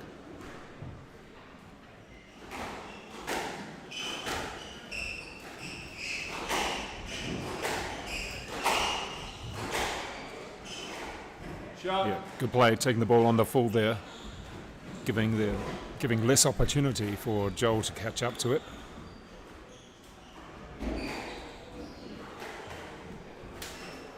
And we should explain here in Henderson it is very humid, typical Auckland day in many ways. Oh, and then off the 10.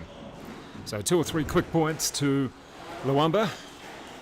Gives him the advantage in the 5th game.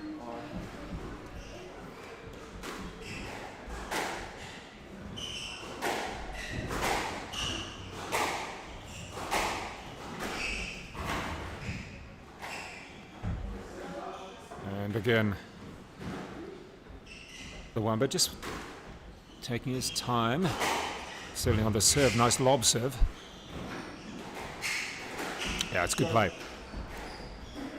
A powerful flick across court, and Joel knew where Lwamba was and just moved it across the court very efficiently and very quickly.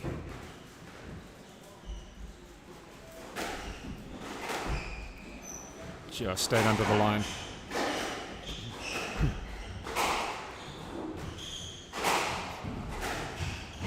Oh, there was a bit of a slap at the ball from Lwamba, and would usually be to good effect, but not on this occasion. Got caught out with a change of direction and a change of pace from Joel.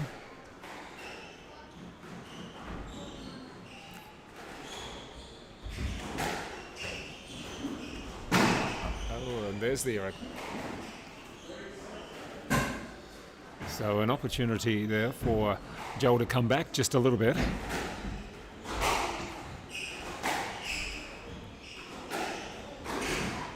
That's... Ooh, gee. Well, it looks as though it had gone over the line, or certainly on it. Possibly more off it and over. And then the error, the forehand error into the 10.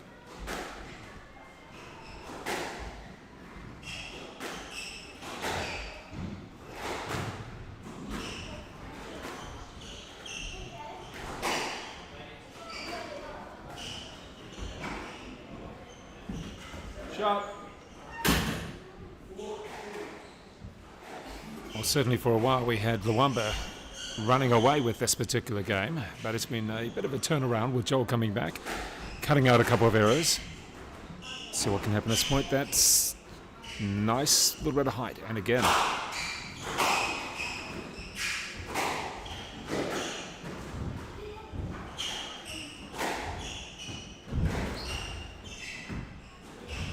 Yeah, good play. And using the boast well on that, taking the pace off it. Wherever he was, Lwamba was going to be in trouble.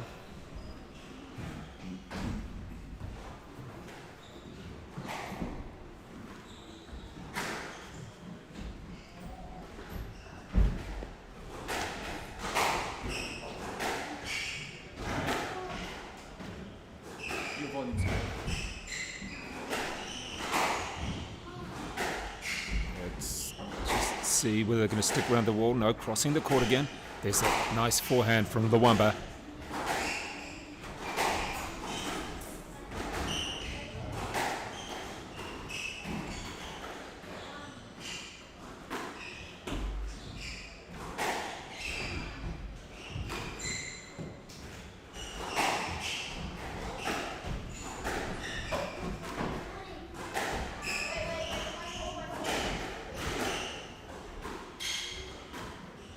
No player been able to get the control of this point just yet. Working the corners and a little bit of an angle.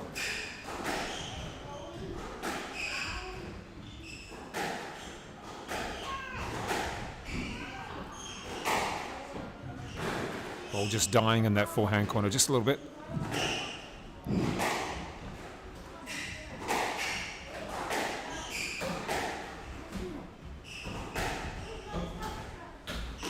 Both players slowing it down a little bit, trying to play the depth of the forehand.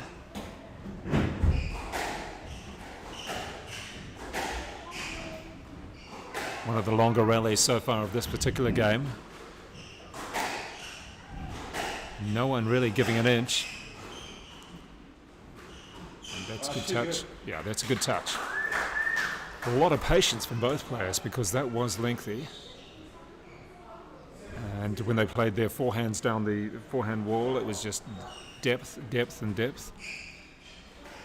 Until finally it was the drop from Joel that came off for him.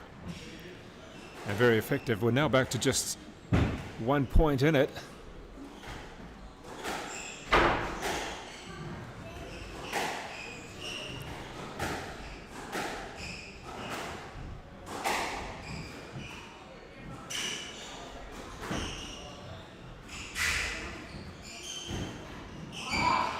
This particular game has ebbed and flowed, and at the moment the flow has slowly gone back to Lwamba.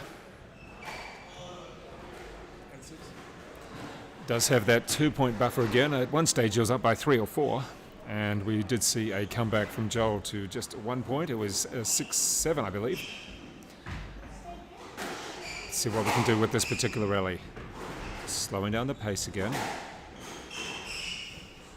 Nice positioning by Joel. Yeah. You could see where he went forward and dominated the tee, was able to move his opponent all around the court and to very good effect in the end.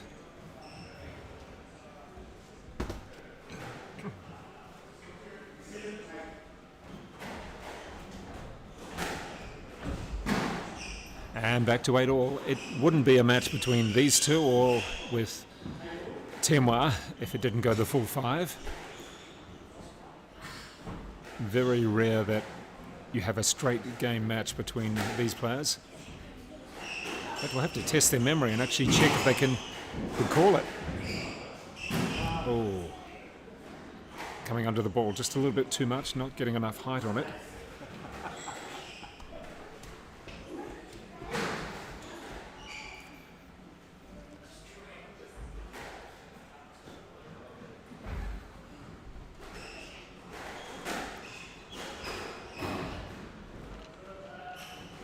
And we're just seeing the errors creep in now. Both players heads back going, oh, what the heck did I just do? Well, you lost the point, and it is tight because these two seem to do it together.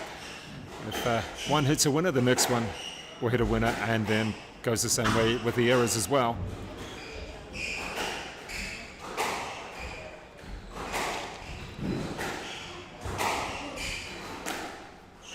And, oops. Over and out with that one. So just the last few points. No one's been able to really grab it by the scruff of the neck. A little bit of fatigue coming in perhaps. And where did that shot come from? It was the hitting behind my back. I'm blind. I'm still going to hit it well. And a little shake of the head saying, yeah, you can't train on that one. Watch your trick shot, and when it comes off, it looks spectacular.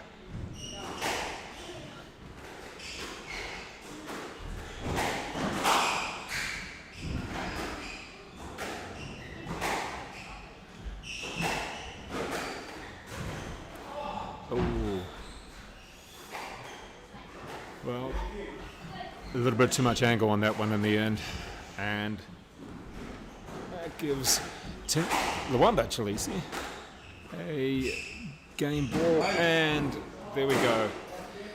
I think it's more relief than anything else as Lwamba takes it in 5. So congratulations there to Lwamba Chileshe. He takes 3rd place in this tournament. And coming up very shortly, we'll have the women's final That will be Emma Millar and Abbie Palmer, a replay of the National Champs title final. So that one coming up in just a few minutes.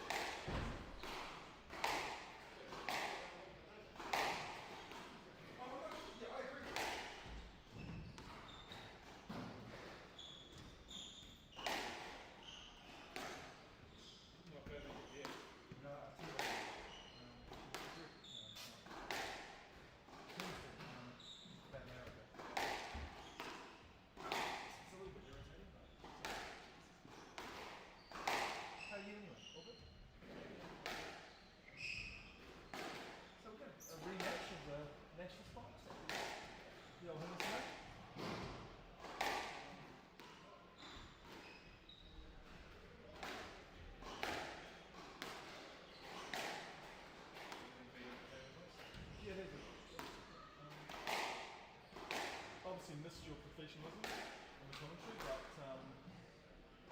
survived.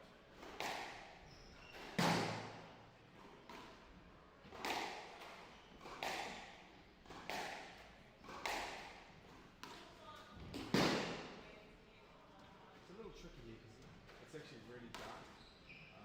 And even though you can play around the corner and stuff, it's still quite dark. And the actual view's quite good for the game. And the ball is pretty clear. People watch it on a decent device.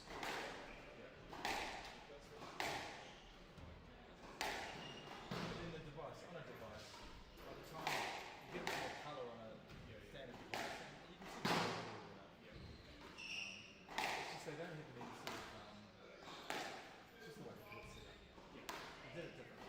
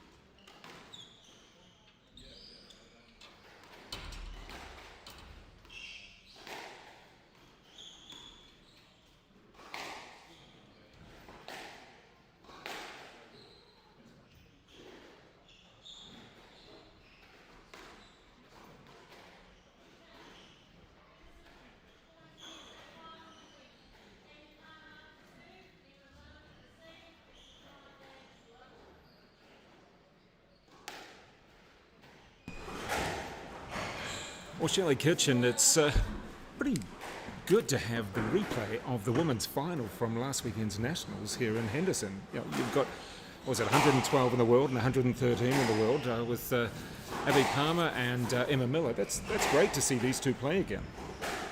Yeah, it is. Yeah, definitely nice to see the girls sort of following on from nationals, also with my Henderson Squash Club hat on. Yeah, nice to have the top players here this weekend. Yeah, we only saw these girls play, I think, about 6 days ago in the final, so starting pretty well. Yeah, Emma sort of starting where she left off, really. Exactly, yeah. I mean, Emma's already been on the court and just checked. It's a very humid day in Auckland, very humid, and after the two men, Lwamba and Joel, playing a lengthy 5-gamer, she just checked the court to see how intense it is in there as well. And yeah, she's aware of conditions, let's just say. Yeah, nice warm day today. Emma played Maia Smales this morning from the Henderson Squash Club, one of our juniors. So she's definitely warmed up, ready for this match. Abbie played, Thursday night, Friday night. So didn't have to play this morning.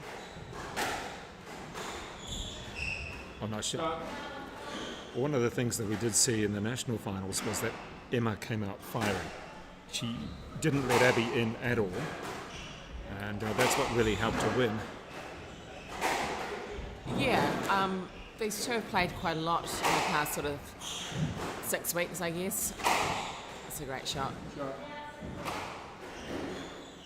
A 6-1 lead? Yeah. Oh, I think that was definitely out. Yeah, I think they clipped the red line there. Oh, play lead. Yeah. And again, like last week as well, these two don't stop in between. Yes, no. Yeah, Emma really likes to move along pretty quickly in points. Yeah, doesn't really give Abbie much time to kind of gather her thoughts. Oh, this is a good rally, but unforced error from Abbie.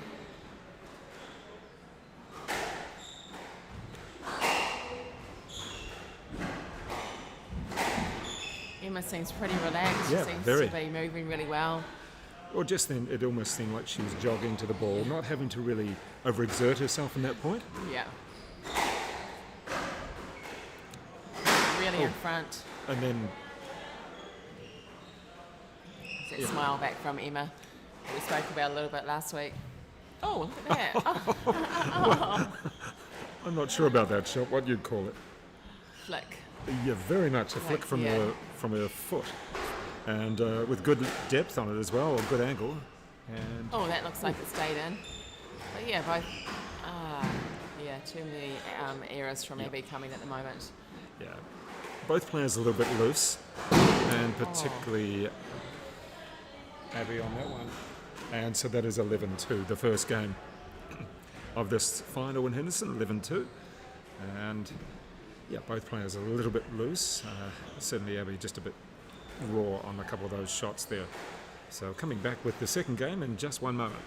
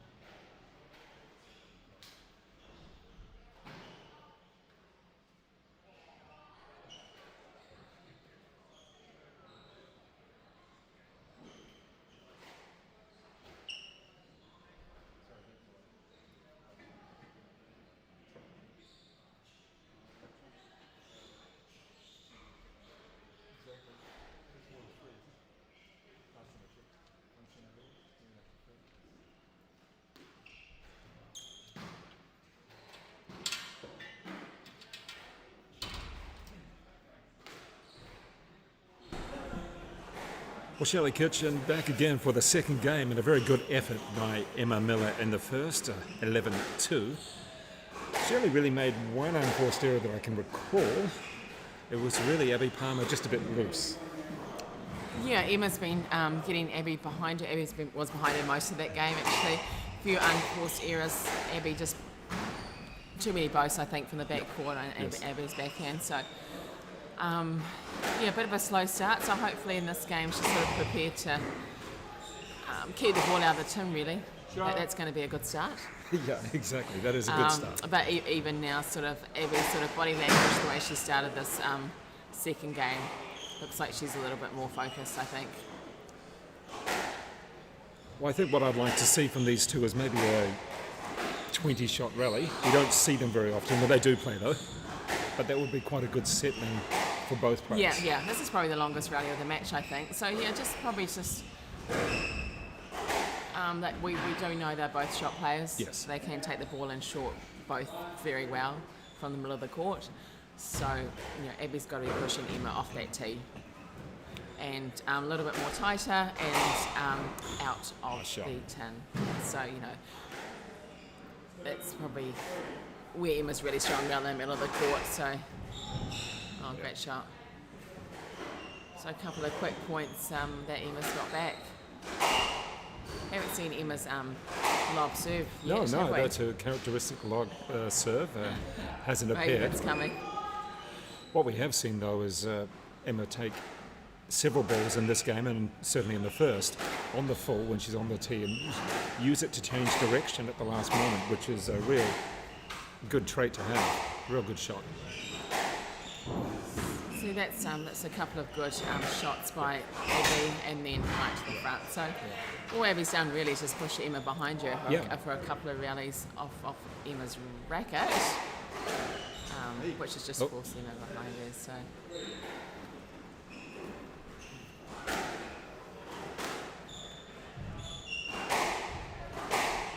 a great length. Oh. Gee. I like. So when Abbie's able to push Emma back, she certainly is way into the point, and we get that because Emma loves taking the ball on the full. A lot of players do, but Emma's very good when she does that because she's able to use the volley and change the direction. Yeah. It's very hard to read. Yeah, she likes turning her opponent as well. Cross courts quite a bit, takes it in short when she can. It's a bit more strategic point, this one. Oh, that's nice shot. Yeah. That's very much a left-hander hold and change to whichever way you flag want. shot, yeah. This is a loose ball from Emma and gives Abbie that chance. Oh, that's a great shot. Oh, good get from... Almost. Nice shot. Yeah, there was a fair bit of pace on that ball.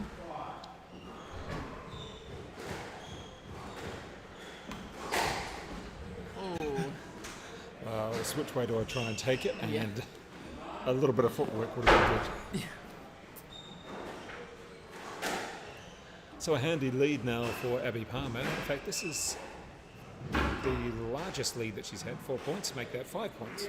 And a game ball as well.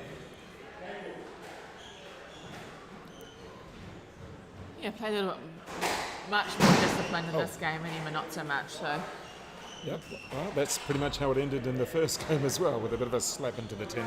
So one game each between these two players. It is a replay of the national final, although, we're going to 4 at least. So let's just see how we come back into the third and see if both players can come up with a little bit more consistency in the third game.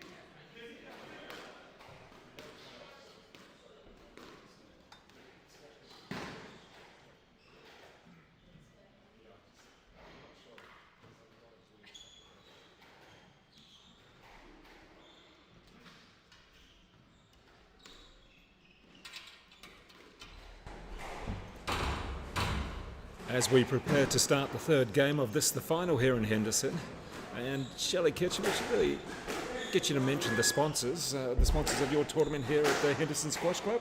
Our main sponsor is Aqua Heat. So they've been supporters of the club for many years now. They sponsored our senior nationals in 2018. They're really great. And a lot of people for our behind the club. scenes helping as well. Yeah, we've got a good team of helpers here. We've got a busy month coming up. We've got club champs over the next 3 weeks. We've got our... How many times have you won that? Oh, Henderson, not a couple of times. Oh, only a couple. But, Okay. and then we've got our mortgage care doubles as well, which is a pretty fun event. Dress up and family sort of divisions as well. So. All right, well, that shot just hitting the top of the tin. It was a shot that Emma Millar had been planning, but just hit a little bit too low. And even when she calls for a let, she hardly says anything, Abbie Palmer, when she's on the court. She doesn't call for many, Abbie. No. So when she does, you kind of know she's pretty serious. Yeah. Oh, the ball seems to get pretty spongy at the moment. It's just like it's going. Oh, shot. Nice play. Up close to the wall, had a couple of options, and probably felt that her opponent was moving over to the forehand side. Oh, great shot. Just took the pace off and gathered it up, rather than hitting it. Yeah. Just kind of gathered it off her feet and let it drop through. So a couple of points ahead now. Oh, shot. Yeah, Abbie's got to get that tight. Emma's forehand's pretty strong off the bounce and off for the volley. Oh, That's a real shame. Yeah, I think Terry missed that one. This is a bit surprised. It's not often you serve the ball out, I guess, at this level. Yes. It's a great shot. Yeah. Yeah, so many options there for Emma Millar. It's almost one of those shots that's too easy. Yeah. Both of the girls are getting the opponents behind them. That's when they create some pressure at the front of the court. Yeah, it's like who's going to play the shot first. Oh. Emma quite casual there, I think, in that volley. But the thing is, on that sort of shot, you want to hit it down so it doesn't really come back.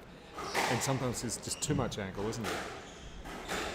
Yeah, but these girls got to really, really go for it. yeah, exactly. Oh, wow. Oh. Yeah, well played. I think Emma was really expecting that ball to come back because she should be trying to volley that. So, exactly. yeah, I was quite surprised there. Not sure about that pickup, but no, I think the refs possibly thought, she got it back. So Yeah. It was 6-all. possibly worth a question. I guess that forehand That's my again, shot. anything like Emma's forehand just pretty strong. So if I was Abbie, I'd be trying to keep it on that back end as much as possible. Oh, wow, nice shot. From the serve as well. I don't think that was out. I don't. To be able to hit that shot from the serve is pretty audacious, and it came off very nicely.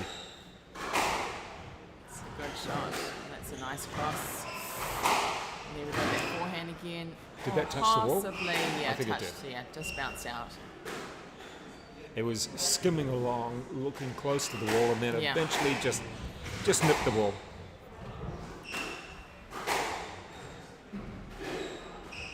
Emma's in front now. Pretty hard to stop her at this point. And it's in. So a 9-6 lead. See what she can do. Oh no. Game ball. Match ball. No, not match ball. Game ball. Yeah, game ball. Oh, my luck. Game ball to go up 2-1.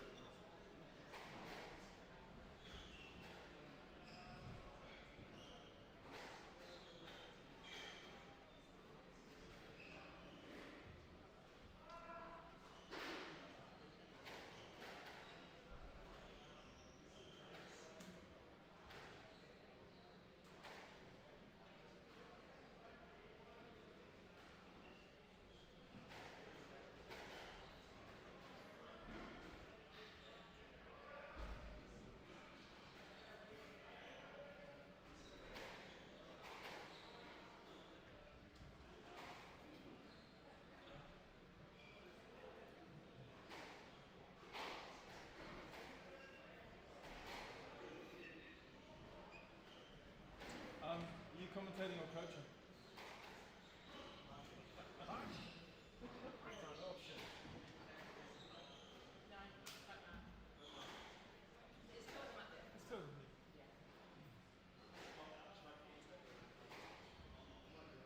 Yeah, you do both. We can commentate and coach.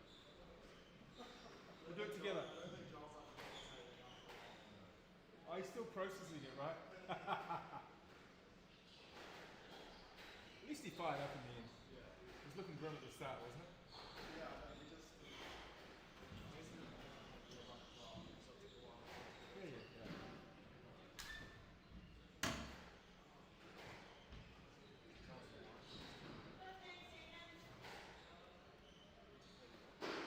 What, sorry?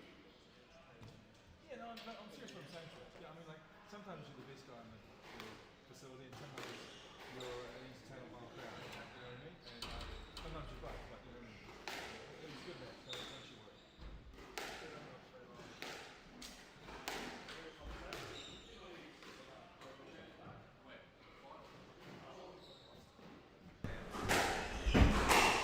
Right, let's go.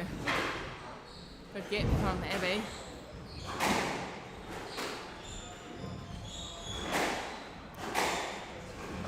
Oh, it's nice. Oh, shot. Good, good. Yeah. Picking it up and got the right angle with plenty of pace in it, did Emma Millar.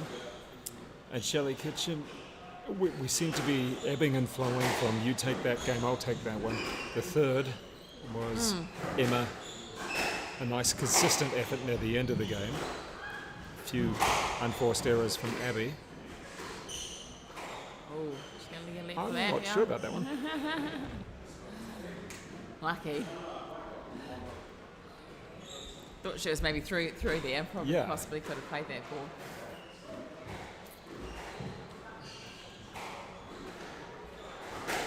But yeah, good start in the fourth game, both girls. Oh, nice shot.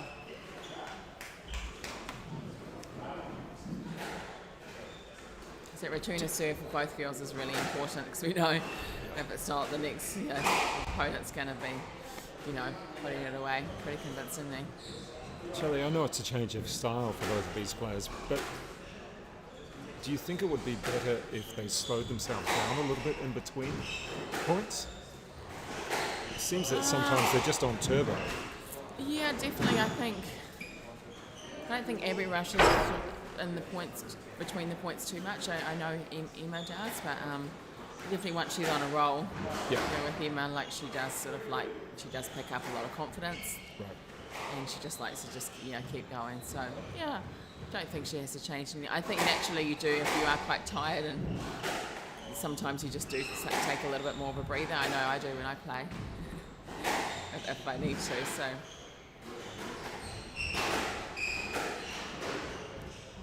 And Abbie having to cover a lot of the court here so far in this rally. Oh, flick there. Oh, good shot. Nice. Get from. Playing it tight at the moment. This is a good rally. Girls getting all four corners of the court. It's a nice lob. Good work. Emma just reading the play pretty well.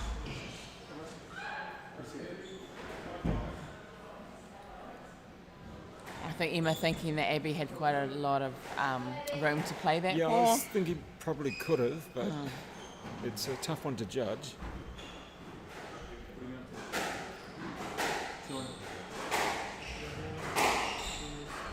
Oh, nice shot. That's a good shot.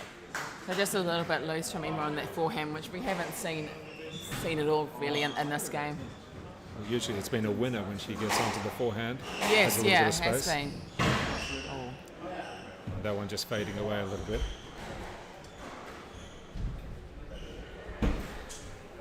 (3-5) Abbie with a couple of points lead in this game. Let's see if she can keep the lead. Oh. But this particular game, the fourth, has been quite tight in traffic in that they've had more lets than probably what I've seen them play in an entire match. Yeah, rally's a little bit longer here. Both probably hitting a little bit tighter. Oh, I think it was a little bit higher. She might have. Oh, and that's a nice change of direction from Emma. Stays in. Yeah. Oh. Well, what we had then was an almost misread of a drop, which then ended up being a lob, and Emma Millar Like been a able to recover from it. Half drop, half lob. Yeah. Kind of thing. So yeah, a couple of big points here. Oh, she's good get. Nice shot. Nice play. So that is a mini comeback of a couple of points anyway, at least equaling the score. So a little bit misreading of that one. Was it going to be the forehand or the backhand? And in between, it ended up being nothing much at all. Yeah, Emma's done well to get this back. A couple of hard rallies, longer rallies, and maybe Abbie got a little bit tired. Oh, nice shot. There we go. Stepping forward, weight onto the front leg. Whereas Emma can probably see the end of the match really at this point. So yeah, Abbie probably didn't really capitalise on the lead that she did have earlier. Only a couple of minutes ago, really.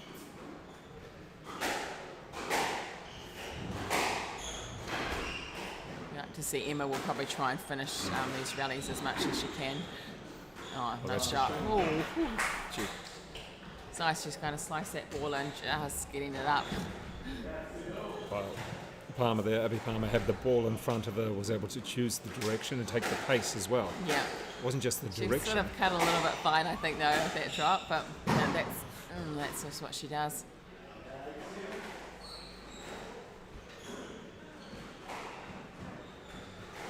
Oh, 8-7. So it kept it Yeah. tight. Emma's, impressed with Emma's movement here today. Oh, that was a, could we call that an early boast? It was certainly quite a way down the court to do it. Yeah. Emma was still in front, so probably not the best decision, but let's see if Abbie can get this back.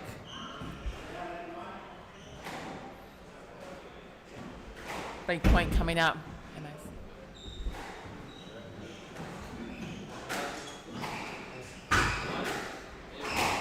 Oh, nice shot. Nice shot.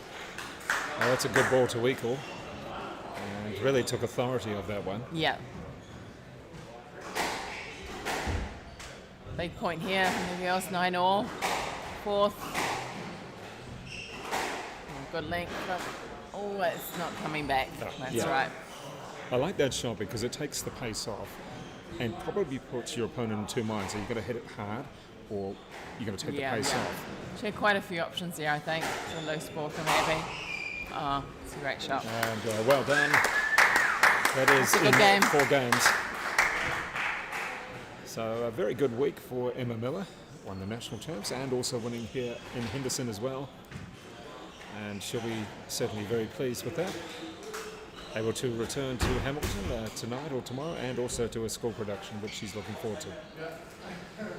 Coming back with the men's final and not too far away.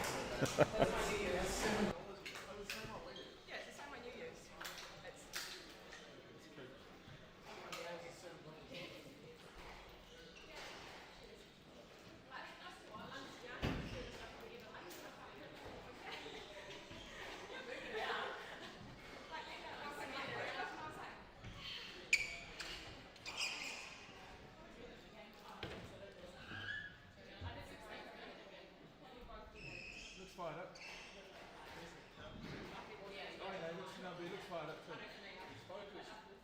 Is he too focused? Tell him to smile.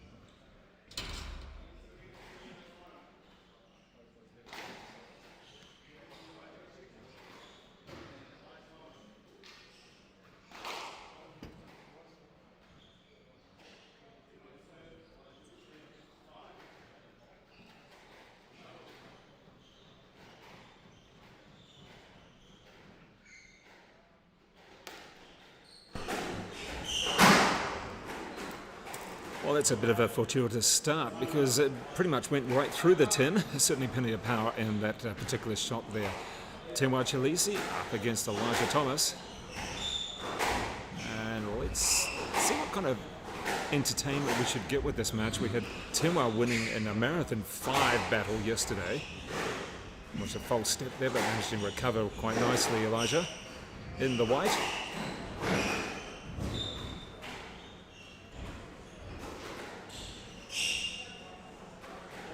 And just a quick turn. One of the great attributes of Elijah Thomas is he can turn incredibly quickly if he has to run back into the court.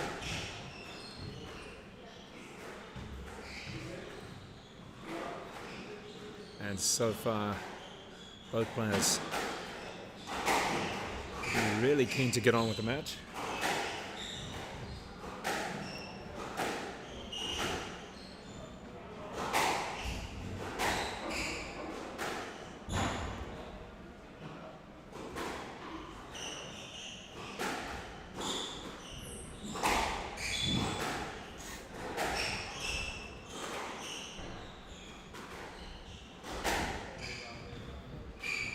Taking their time playing through a lengthy rally. This, the third point.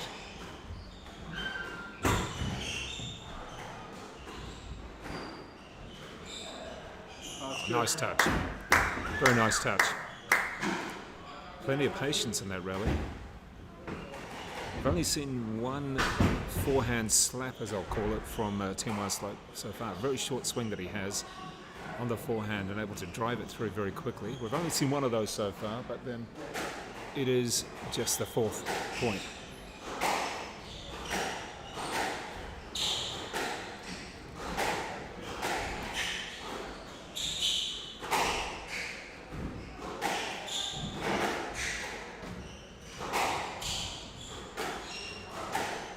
Shot. And nice play. Taking the pace off it.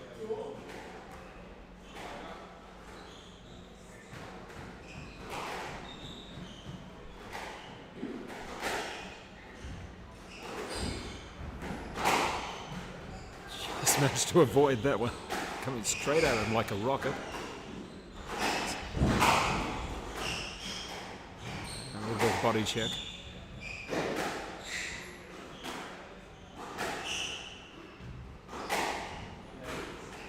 Squeeze.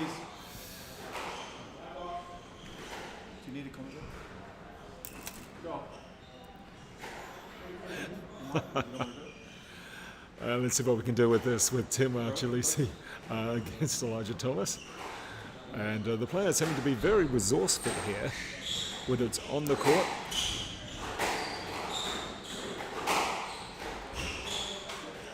Let's just check on the scoreline now.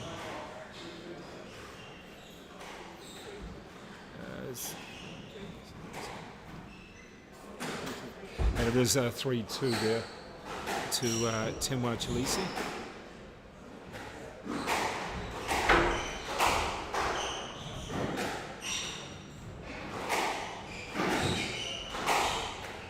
Turning on the power on this one.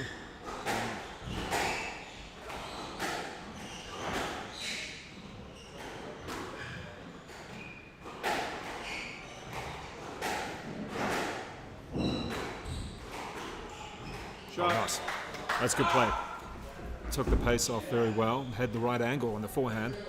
And Temwa Chileshe not able to quite get there.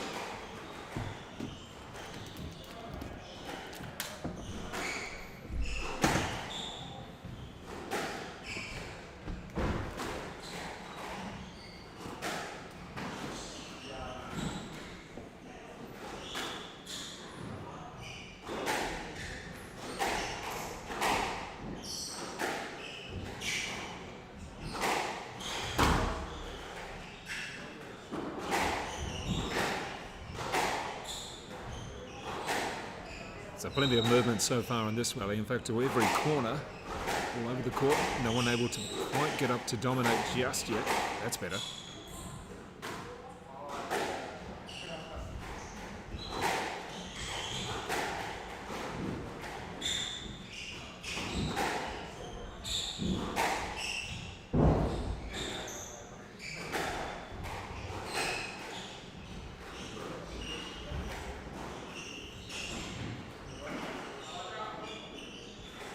and that was. Gee, I think we're all thinking that could have gone perhaps not the way it went in the end. Joel, it's been some good rallies so far, and we're still in the early stages. It's not easy for the officials either, let alone the players. Joel, great to have you, and gee, it's been a busy few days for you last week, hasn't it? I mean, I don't know how many matches you could play. We could count them up, but it's a lot. Yeah, definitely. Definitely feeling it. Way to go! Yeah, I mean, how are you feeling right now, physically and mentally? To put it mildly, absolutely knackered. Yeah, okay. Knackered's probably a good word. Just drained, I think, is the best word for it.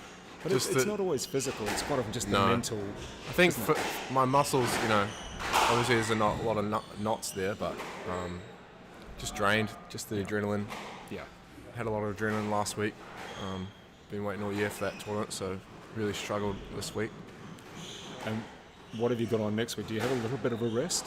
Yeah, I think probably at least 4 or 5 12-hour sleeps. That's lengthy, but it's good for you. Yeah, I'm not the best sleeper. I mean, on tournament days, I can hardly eat and hardly sleep. I think I had 4.5 hours sleep last Sunday before my playoff match, so that's just starting to catch up with me now. But clearly, these two lads had better sleeps than me. Already a bit of not contact, but there's some calls coming in. Always easy to see. Well, good to see like both the boys. They're fighting for it. They're chomping at the bit. They're still hungry. Well, there are still a few satellite points up for grabs and some prize money as well. It's certainly worthy, and plus, no one likes to lose. Yeah. And you guys all know each other so well. Yeah, I think Elijah's playing pretty good this week. Good teams. I know I knocked him out second round last week, which he wasn't happy with, so I think it's good that he's tried to bounce back and played his way through that Nationals last week. Well, we are getting a few comments coming through on the feed, and one particular one, does Elijah have any other clothes aside from white? That one, Scott, we can't come up with one. We'll have to ask him one time. But nice that you're watching, and I hope you're entertained by this very good squash so far. I love the hesitation on the shot, just that little bit of extra time. Put a little bit of indecision on his opponents there from Temwa. Oh.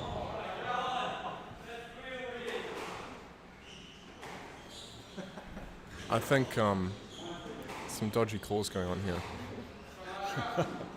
I don't see anything wrong with Elijah's pickup so far, so it's disappointing, and I want to see those rallies being played out. Yes. And I'm sure the viewers do as well, so that's very irritating. Well, anybody watching, feel free to air your views in a polite manner. We're quite happy to have those coming through, and we can discuss them. Both these boys usually call their pickups. Yeah. No reason not That's a nice to. shot. That's a much better shot. 10-3 though, for the chocolate panda, as we call him. 7-game balls. Looking very chocolatey out there today in his all-black kit. Very sharp. All black and all white, actually, isn't it, from these two? It is. Oh, yeah. Yeah, great length. Well played. Just in that forehand corner, probably fading away a little bit more than the backhand corner, would you say, Joel? Yeah, I actually agree with that. I've hit more winners on the forehand, I found, this week than the backhand, for whatever reason. And Temwa, we know he loves that forehand, so taking full advantage, as we see in that last point. All right, we'll come back with the second game very shortly. Feel free to comment with your reffing from afar, and you can give us your opinions as well.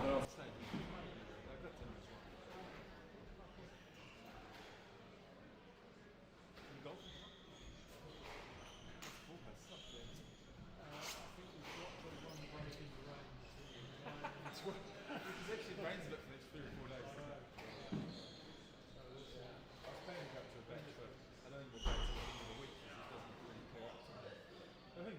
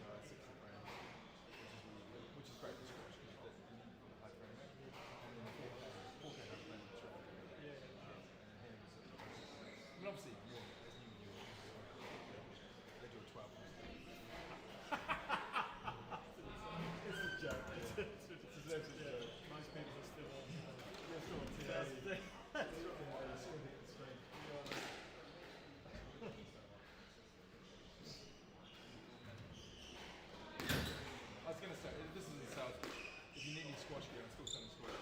I can do some gear. True rackets. Yeah. If you don't need to, that's fine. If you don't like the gear, it's fine. Just give me a shout.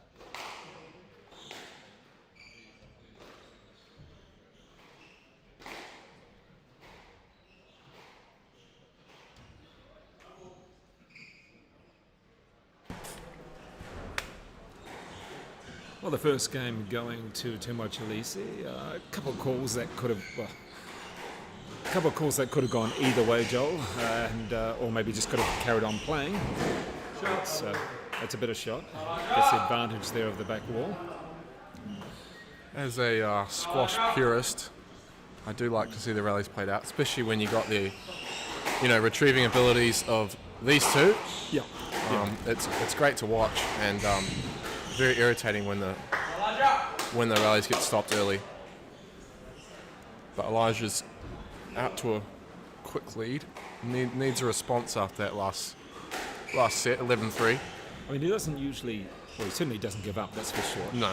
In fact, in your second round clash against Elijah at the Nationals, the scoreline was probably surprising.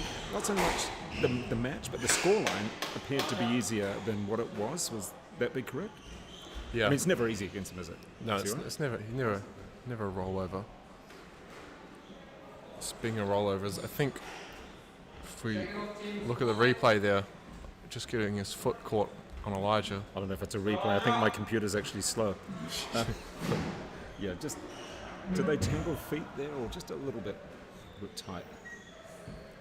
Seems to be okay. New Zealand squash?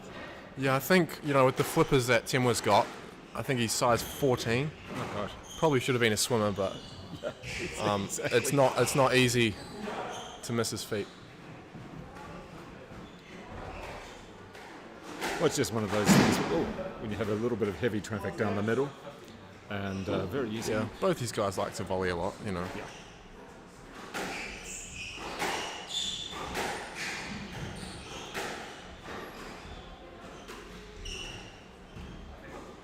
But no, the score lines these days, we see it in the top level as well. It can be 3-love, but it can be 60 minutes plus sometimes. So that match with Elijah last week wasn't a great reflection of the toughness of that match.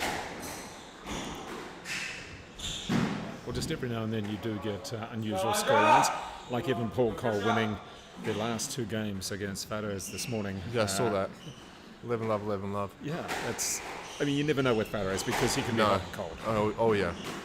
I remember him having a bit of a dust up at the quarterfinals in Worlds like 2016 against Randy Shaw, and I think he almost cried on court. It was just don't know where it came from. Go, Thames! That's a textbook shot there for Thames though, that one. Loves a low kill. I find this tin, don't know if it's me, but I feel as though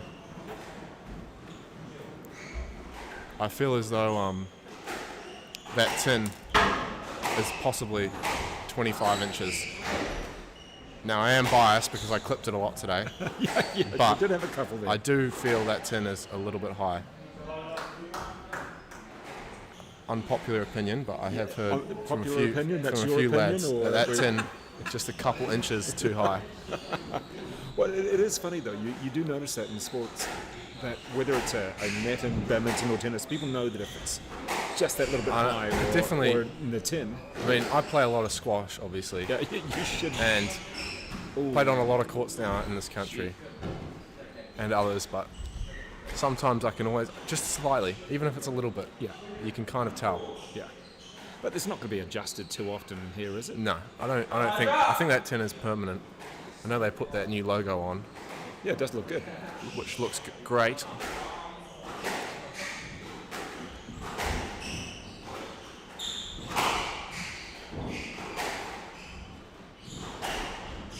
I actually remember 2 weeks ago at the Panmure satellite, me and Lwamba had a practice hit in the morning of our match, and the tin was actually 13 inches during our training session. And I said to Lily, there's no way. Is that even off the ground? I said, there's no way that is 17 inches. And he said, yes, it is. We had a huge argument. turns out, sure enough, it was international doubles height, which is 13 inches. Right. Which, if you've ever played on it, it's like impossible to hit the tin. Yeah. Wow. Practically impossible. So I was thinking my short game is good, but it's not that good, you know? So over the past 3 weeks, you played at 3 different clubs, is that right? Panmure, then North Shore, and now here at Henderson. Plus training in Hamilton as well, in between. So being all around the shop, which is a good thing. It's good Nice variety. outside the comfort zone. But it's certainly a good contrast. So Thames has Was there brought one it back here. particular venue that was so much quicker than the other? You know, those Panmure courts, for anyone that was watching that, they have glass front walls. And that's it. So it's not like there's glass sidewalls or anything like that. It's just glass front wall. So Right. they play very, not different, but it's just, it throws you off a bit. It's tough to get used to. So if you don't ever practice it on that court, it could be very difficult. But I like them quite a lot because they seem to play very true. You know, there's not grooves on them, they're just panels, so you know they're going to hit the same no matter what. So I really like those courts. Well, so far here in the second game, it's been relatively point. And Yeah, Temwa's brought back that lead that Elijah had, 3-love, which is good. 5-all or a 6-5 little bit of now. perspiration coming on Temwa there. Yeah, a bit sweatier than his brother. Lwamba essentially never Keeps sweats. his cool. Mainly because he never gets tired, but Although there was a little bit of fatigue there. yeah. You could see it in Lwamba today at times. Yeah, Just a little bit of fatigue. I'm sure the final last week. you can just imagine how I felt though, you know, on the other Playing side. against him. But they did have a big 5-sitter yesterday, those two, Yes. Temwa and Louis. I mean, if you look at the 4 of you here, you must have liked last week where you got to play other people. Yeah, Because definitely. you know Elijah's game, you know Tim's, you know Lwamba's game. Sometimes you just need to get a fresh perspective, a fresh player to play against. Yeah, there was a couple, just in saying that, there was a couple, not weird ones, but a couple wild cards in the draw last Yeah. week, wasn't there? And there always is at Nationals. They always turn out of the woodwork. Everyone turns up, you know. All those A-graders that you never see. Or when you play against someone like Zach Miller or Wills Donnelly upped his game, and Yeah, I found players like found that really tough playing Zach. I've never actually played him before until that match. and slightly unorthodox. Yeah, oh, definitely. Which definitely played a big role in how I played the next day. Yes. But it is good opportunity. Is that a stroke? That's tough. And Elijah's just been on the receiving end here a little bit, hasn't he? In the first game in particular, I think Yeah. there was 2 or 3, and now this particular, That's really tough. and on my delayed computer, we may actually see it very shortly. There's a stroke at the first point, often not a delay call. Earlier, possibly, not a delay call. So unfortunate there for Elijah. There's that old kind of unwritten rule in squash, or maybe it is a written rule, but if someone turns on the ball, it's just a let. So they're kind of grinding that out a little bit nowadays, but I felt like that one was definitely just a let. That's So there you go, just a let. and you see now, that's much more of a stroke than the one before. Right. Karma, yes. Justice maybe for Elijah. I mean, the other thing is that with the speed that Elijah moves, he's getting out of the way pretty quickly. He's usually moving out of the way, so there shouldn't be, well, unless he just moves into it, there shouldn't be too many times he's going to have a stroke against him. But maybe that occasion, earlier. Well, we have some coaching advice coming in from Mickey that Elijah needs to use more height to get to the ball because Temwa's just volleying, controlling the middle of the court. I don't know if you agree with that.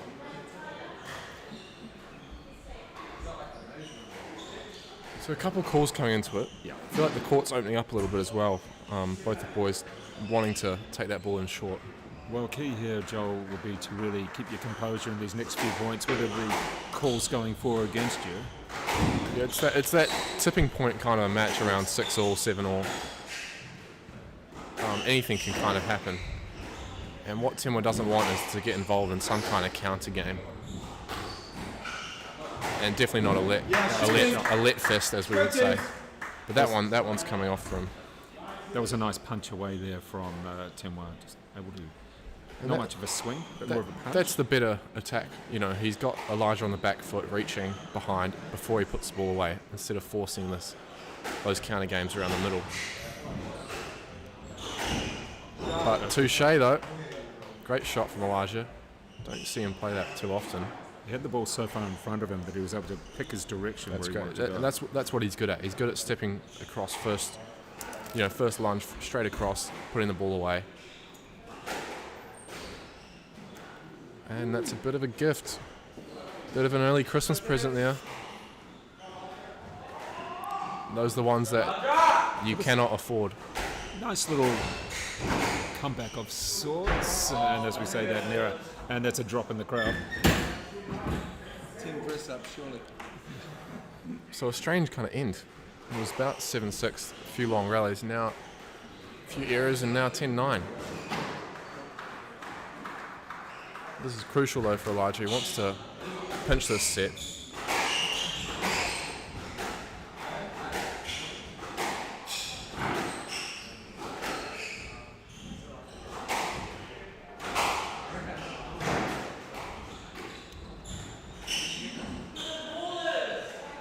And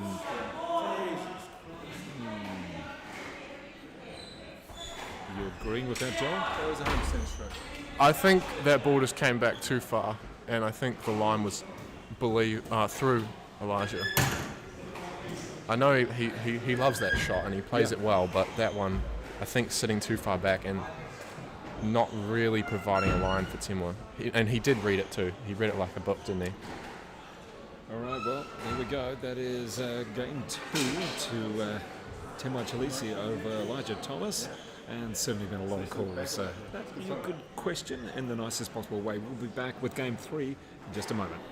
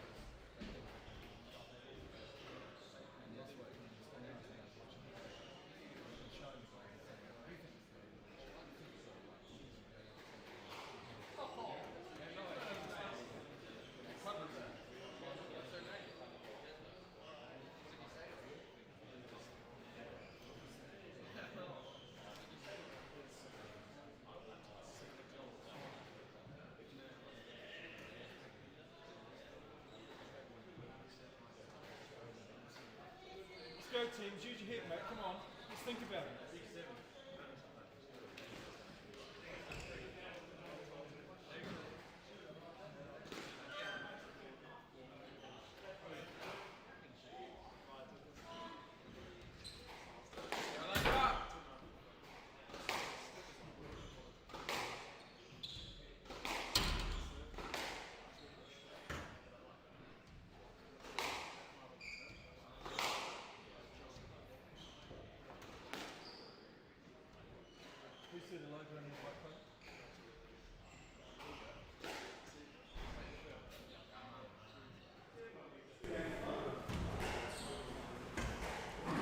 We're coming back now for the third game of this, the final at Henderson, and it's been entertaining. I don't think Elijah will be overly happy with things, and you can let shots or decisions get to you, or you can just work it through. Yes, that. Yes. And Joel, I guess the key focus is for Elijah and for Tim is to really just switch to their own game. Yeah, back to business, I think, for Elijah. It's tough, but you got to problem solve and park these things in the squash court. It's a battle against himself, I feel, for him out there. We know he's capable. We saw it in that last set. And he has beaten Temwa actually the last 3 times they played. So perhaps he's putting that pressure on himself. So when he's not executing, he feels that pressure more than he should. So he just has to reset, focus on his targets, and just park those things that are going on regardless, you know. Well, the thing is that Elijah is the youngest out of the group of you. He's 17, just I think turning 18 this month. And you've got to remember that a little bit of age does make a bit of difference. Yeah, experience, you can't underestimate experience. It's more of just being comfortable in those scenarios. I know he's played probably more squash than I have in my time, through juniors or whatever, but you definitely, you can't fault the experience. Well, you also can't put, nice play, you can't put too much pressure on yourself. No. You know, Let's go, teams. I mean, it's annoying when you lose. Of course. I mean, the way I look at it is you have to be quite objective when you're an athlete, especially as a squash player, because it's so hard to measure things. You can't really measure how you're getting tighter or how you're getting a better drop shot, you know. There's no way of measuring that kind of stuff, so you have to... That's a better shot. You have to be mentally strong, but that's better from Elijah. That's a really good shot. And you see him signalling as well, he knows. Well, one thing that perhaps Elijah needs to realise is, you know, maybe take that age and experience thing into his thoughts. He's also grown quite a lot in the last year as well. If you compare him to last year, he's a little bit taller. A little bit more muscle on the frame as well. Yeah. So he's got to work his way into that. Yeah. You know, he has quite an... We have what we call in sports and fitness training age. Yes. And his training age is very old for his age. Right. Hence why he's such a good junior, obviously, training so long and hard for his age. Well, New Zealand sportsmen, for a lot of sports, usually 23 or 27 for racket sports. It tends to be that, whether it's tennis or squash, it takes around about 23 as the first hit, the first time that players start to really make an impact, and then usually around about 27 as well. You can see Paul Cole just turned 28. Perfect example, yeah. Paul really didn't... I think he broke the top 50 when he was 23 as well. Yeah. Which is no mean feat. So it's about putting expectations on yourself, whether it's a physical or mental state. Yeah. You can't let that control you, though. No. You know, doubt is just inevitable. But you have to have a plan these days. So still quite open squash, though, from these two. Not a lot of channel work. I feel as though that ball's kind of dropped off a little bit as well. Doesn't seem to have that spongy ping. when you played? How was it? I thought it was relatively okay. Like, it wasn't too spongy. But I feel like this ball's just died off a lot compared to... During the women's final, it really did look quite spongy. Yeah. I find different courts to absorb the ball kind of faster, if that's the right word. It's a nice shot. That's better again. Well, Elijah really let the ball drop a little bit more, and just to, I guess, give himself the time to put a little bit of indecision there and Tim's thoughts. Let Temwa settle and then punch it past him. Those are really the kind of movements you want to be forcing Temwa to do after such a big match yesterday. You want to hold, you want to chop and change his movement. They're just figuring out where they are. Just clipped him a little bit on this backswing. You're one of the players who can keep the score when you're on court, but some other players seem to almost lose the score and get so embraced and so into the point. But you're one of those players that keeps the score a lot in your head, don't you? Honestly, I don't usually forget the score. If I am asking, I'm tired. I'm asking because I want an extra 5 seconds, because that 5 seconds means the world at that point in time. But we all have our moments. Yeah.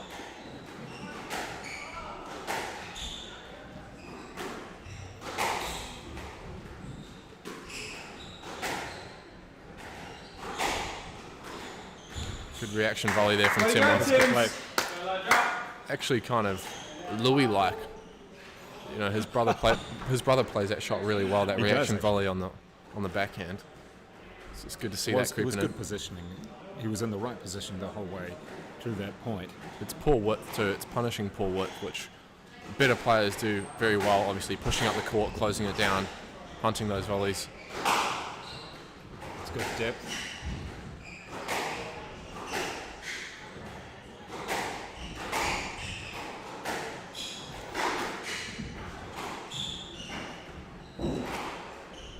Nice lift.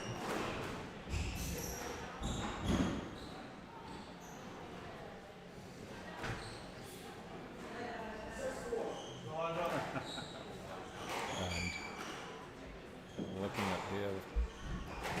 It's a good play there from Temwa in the end, and Elijah just a little bit frustrated with himself. So a little 2-point cushion, 6-4.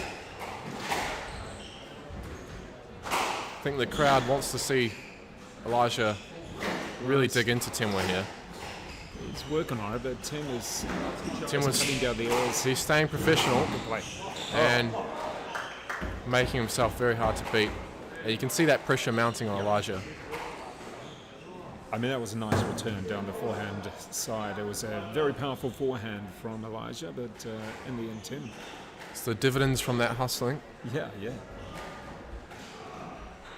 Dividends from those calves, if you will. They're big calves. Not small.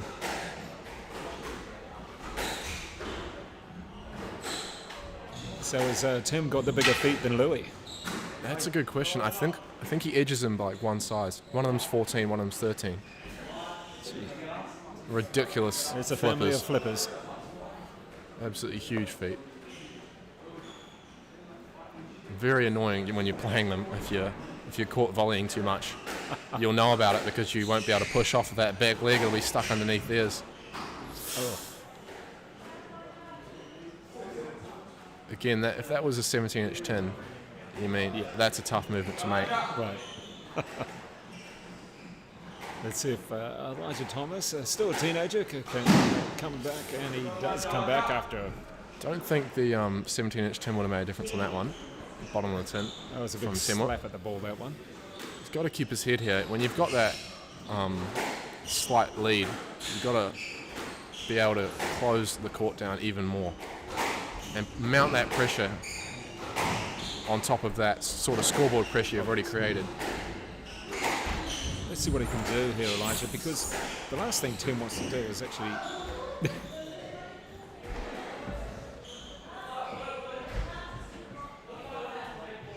So he's brought it back to 7-all. Yeah, because this is and a vital then point. What's the call? A very crucial point. No let. Calls a no let. Wrong one, it's going to the front. But he just has to keep his mind on the business here because he's brought that lead back. To me, 7-all is probably the point in each game. But you can't. It's an unspoken thing, isn't it? Yeah, it's just there. So something about it. So you get up 8-7. You've got 3 more to go. May only be up by 1 point, but it just makes you feel that bit more confident. Yeah. And it's recognising that stuff as well. Great reaction volley. Yeah. Right off his body. So Elijah had that that momentum, and he's just kind of lost it, I feel, after that argument. You know, brought it back from 7-3 or 7-4 to 7-all. And he's just given a little gift onto Temwa's racket there. So he needs a quick response here before the game runs away from him. Again, forcing it from Temwa though. Yes. That's twice he's played that. And he has to take note of that, Elijah. He has to notice those things.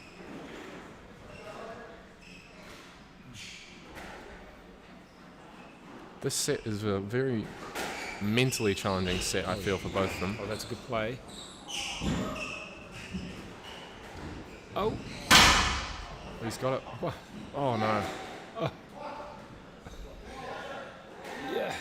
I mean, it would have been spectacular if he had got it on the smash and on that volley, but that was tough. That was a great play from Temwa there up close to the wall. Yeah, extremely far up in the court that was. So it is match ball.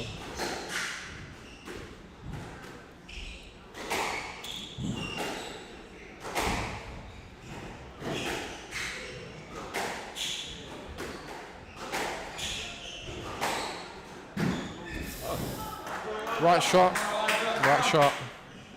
I mean, it was worth a shot on that. Definitely. It's on his racket, but It's usually been a winner for him. I think he just let it come to him a little bit too much there, as opposed to stepping forward like he has been. Still one more opportunity though.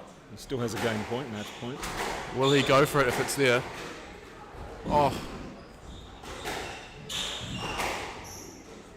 It's tight.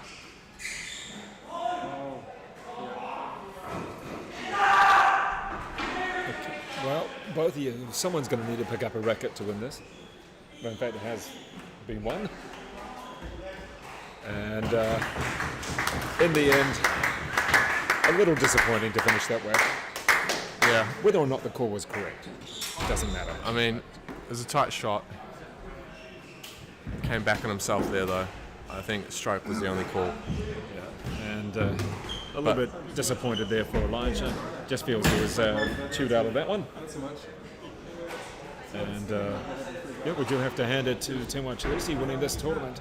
Congratulations there to Temwa Chileshe taking out the Henderson satellite. And Joel, thank you very much for your time. I'll let you go and, well, you probably need a spa or a massage or something like that. I need a lot of You can things, don't hardly I? walk. I need a lot of things. All right. Thank you very much there to Joel Arscott and to everybody who's tuned in for this, the Henderson satellite.